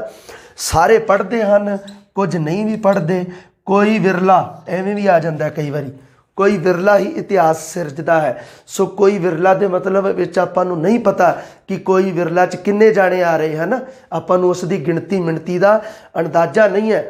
ਪਰ ਕੀ ਹੈ ਕਿ ਉਸ ਦਾ ਗਿਣਤੀ ਮਿਣਤੀ ਦਾ ਨਹੀਂ ਪਤਾ ਪੂਰਾ, ਪ੍ਰੋਪਰ ਗਿਣਤੀ ਮਿਣਤੀ ਦਾ ਅੰਦਾਜ਼ਾ ਹੈ। ਉਸ ਵਸਤੂ ਦਾ ਅੰਦਾਜ਼ਾ ਤਾਂ ਹੈ, ਉਸ ਵਸਤੂ ਦਾ ਕਿਤੇ ਨਾ ਕਿਤੇ ਅੰਦਾਜ਼ਾ ਤਾਂ ਲੱਗ ਰਿਹਾ ਹੈ, ਪਰ ਉਸ ਦੀ ਸਹੀ ਪੂਰੀ ਗਿਣਤੀ ਮਿਣਤੀ ਨਹੀਂ ਦੱਸ ਰਿਹਾ। ਦੂਸਰੇ ਸ਼ਬਦਾਂ ਦੇ ਵਿੱਚ ਵਸਤੂ ਜਾਂ ਵਿਅਕਤੀ ਬਾਰੇ ਅਸਪਸ਼ਟ ਸੰਕੇਤ ਕਰਨ, ਉਹਨਾਂ ਸ਼ਬਦਾਂ ਨੂੰ ਆਪਾਂ ਅਨਿਸ਼ਚਿਤ ਜਾਂ ਅਨਿਸ਼ਚੈਵਾਚੀ ਪੜਨਾਂਵ। ਸੋ ਇਹਦੇ ਕੁਝ ਹੋਰ ਮਤਲਬ ਆਪਾਂ ਇਹਦੇ ਸ਼ਬਦ ਵੇਖਦੇ ਹਨ ਕਿ ਜਿਨ੍ਹਾਂ ਸ਼ਬਦਾਂ ਨੂੰ ਆਪਾਂ ਪਛਾਣ ਸਕੀਏ ਕਿ ਅਨਿਸ਼ਚਿਤ ਜਾਂ ਅਨਿਸ਼ਚੈਵਾਚੀ ਪੜਨਾਂਵ ਹਨ। ਉਹ ਕਿਹੜੇ ਕਿਹੜੇ ਹਨ? ਕੋਈ, ਕੁਝ, ਕਈ, ਸਭ, ਸਾਰੇ ਵੀ ਆਉਂਦਾ ਹੈ ਇਸ ਦੇ ਵਿੱਚ, ਸਾਰੇ, ਵਿਰਲੇ ਜਾਂ ਵਿਰਲਾ, ਅਨੇਕ ਵੀ ਆਉਂਦਾ ਹੈ ਜੀ, ਅਨੇਕ, ਥੋੜ੍ਹੇ, ਬਹੁਤੇ, ਬਹੁਤ ਜਾਂ ਬਹੁਤੇ, ਹੈ ਨਾ, ਥੋੜ੍ਹੇ ਬਹੁਤੇ। ਕਈ ਵਾਰੀ ਆ ਦੇਖੋ, ਕੋਈ ਵਿਰਲਾ, ਦੋ ਸ਼ਬਦ ਵੀ ਆ ਜਾਂਦੇ ਹਨ ਸੰਯੁਕਤ ਰੂਪ ਦੇ ਵਿੱਚ, ਕੋਈ ਵਿਰਲਾ। ਸੋ ਉਸ ਤੋਂ ਬਾਅਦ ਕਈ ਵਾਰੀ ਇਸ ਤਰ੍ਹਾਂ ਵੀ ਆ ਜਾਂਦਾ ਹੈ ਕਈ, ਹੈ ਨਾ। ਇਹਦੇ ਵਿੱਚ ਵੀ ਕੀ ਹੈ ਕਿ ਉਸ ਦਾ ਅੰਦਾਜ਼ਾ ਸਾਨੂੰ ਲੱਗਦਾ ਹੈ। ਦੂਸਰਾ ਇੱਕ ਸ਼ਬਦ ਹੈ ਜਿਹੜਾ ਆਪਾਂ ਟਾਵਾਂ ਸ਼ਬਦ, ਇਹਦਾ ਵੀ ਮਤਲਬ ਹੁੰਦਾ ਹੈ ਕਿ ਵਿਰਲਾ, कोई विरला ਉਹਦੇ ਵਾਸਤੇ ਆਪਾਂ ਟਾਵਾਂ ਟਾਵਾਂ ਸ਼ਬਦ ਵੀ ਯੂਜ਼ ਕਰਦੇ ਹਾਂ। ਸੋ ਮਤਲਬ ਕੀ ਹੈ कि टावां टावां तो भी सानू एक अंदाजा ही लग रहा है, कोई विरला मतलब विरला या कोई विरला, ये शब्द ने साडे इन्हां तो आपां अनिश्चितता का बोध है, सानू इन्हां शब्दां तो आपां नू अनिश्चितता का ज्ञान हो रहा है। इस करके होर भी जिवें कोई विरला की थां ते कोई विरले या कई विरले है ना, किवें भी शब्द आ जाण। सो ये शब्द ने साडे ने अनिश्चित या अनिश्चयवाची पड़नाव हन। ਹੁਣ ਕੀ ਹੈ, ਇੱਕ ਗੱਲ ਹੋਰ ਧਿਆਨ ਦੇ ਵਿੱਚ ਤੁਸੀਂ ਰੱਖਣੀ ਹੈ ਕਿ ਜਿਵੇਂ ਆਪਾਂ ਸਾਡੀ ਨਿਸ਼ਚੈਵਾਚੀ ਪੜਨਾਵ ਦੇ ਵਿੱਚ ਆਪਾਂ ਧਿਆਨ ਰੱਖਿਆ ਸੀ ਕਿ ਉਹਨਾਂ ਪੜਨਾਵਾਂ ਦੇ ਨਾਲ ਨਾਮ ਸ਼ਬਦ ਨਹੀਂ ਆਉਣਾ ਚਾਹੀਦਾ, ਉਵੇਂ ਹੀ ਇਹਨਾਂ ਸ਼ਬਦਾਂ ਦੇ ਵਿੱਚ ਹੈ। ਇਹ ਤੁਸੀਂ ਧਿਆਨ ਦੇ ਵਿੱਚ ਰੱਖਣਾ, ਇਹ ਤਾਂ ਕਨਫਿਊਜ਼ ਕਰਦੀਆਂ ਸਾਨੂੰ ਗੱਲਾਂ। ਸੋ ਇੱਥੇ ਕੀ ਹੈ ਕਿ ਅੱਜ ਕੋਈ ਨਹੀਂ ਆਇਆ, अगर तुहाडे सामने उदाहरण आ जाए कि अज कोई विद्यार्थी नहीं आया, इत्थे विद्यार्थी शब्द हो गया नाम, तो उदों यह कोई शब्द अनिश्चित पड़नाव नहीं है, उदों अनिश्चित विशेषण हो जाएगा। ये गल तुसीं ध्यान दे विच रखनी है कि ये कोई सब जिवें सब दी नाल आ जाण, सब लोग आ जाए, सब लोग चढ़ते सूरज की पूजा करते हैं या सारे लोग चढ़ते सूरज की पूजा करते हैं। सो लोक शब्द नाल आ गया सारे दे या सब दे, तो उदों सारे या सब शब्द है वो अनिश्चित पड़नाव नहीं होगा, उदों होगा अनिश्चित विशेषण होगा। ये गल तुसीं खास कर ध्यान दे विच रखनी है। निश्चित ते अनिश्चित पड़नावां दे नाल इन्हां दे नाल नाम शब्द नहीं आउणा चाहीदा। सो ये साडे पड़नावी शब्द ने, पड़नावां दे बारे आपां गल कीती है। अगली जमात दे विच आपां गल करांगे विशेषणां बारे। सो विशेषण दे विच आपां उस नूं भी चंगी तरह उदों भी आपां नूं निश्चयवाची ते अनिश्चयवाची पड़नाव आपां कंपैरिजन दे विच रख के पढ़ लांगे नाल, ਜਦੋਂ ਆਪਾਂ ਨਿਸ਼ਚੈਵਾਚੀ ਤੇ ਅਨਿਸ਼ਚੈਵਾਚੀ ਵਿਸ਼ੇਸ਼ਣ ਪੜਾਂਗੇ। ਸੋ ਇਹ ਗੱਲ ਆਪਾਂ ਅਗਲੀ ਜਮਾਤ ਦੇ ਵਿੱਚ ਪੜਾਂਗੇ ਦੋਸਤੋ। ਸੋ ਉਹਨਾਂ ਟਾਈਮ ਵਾਸਤੇ ਰੱਬ ਰਾਖਾ, ਮਿਹਰਬਾਨੀ।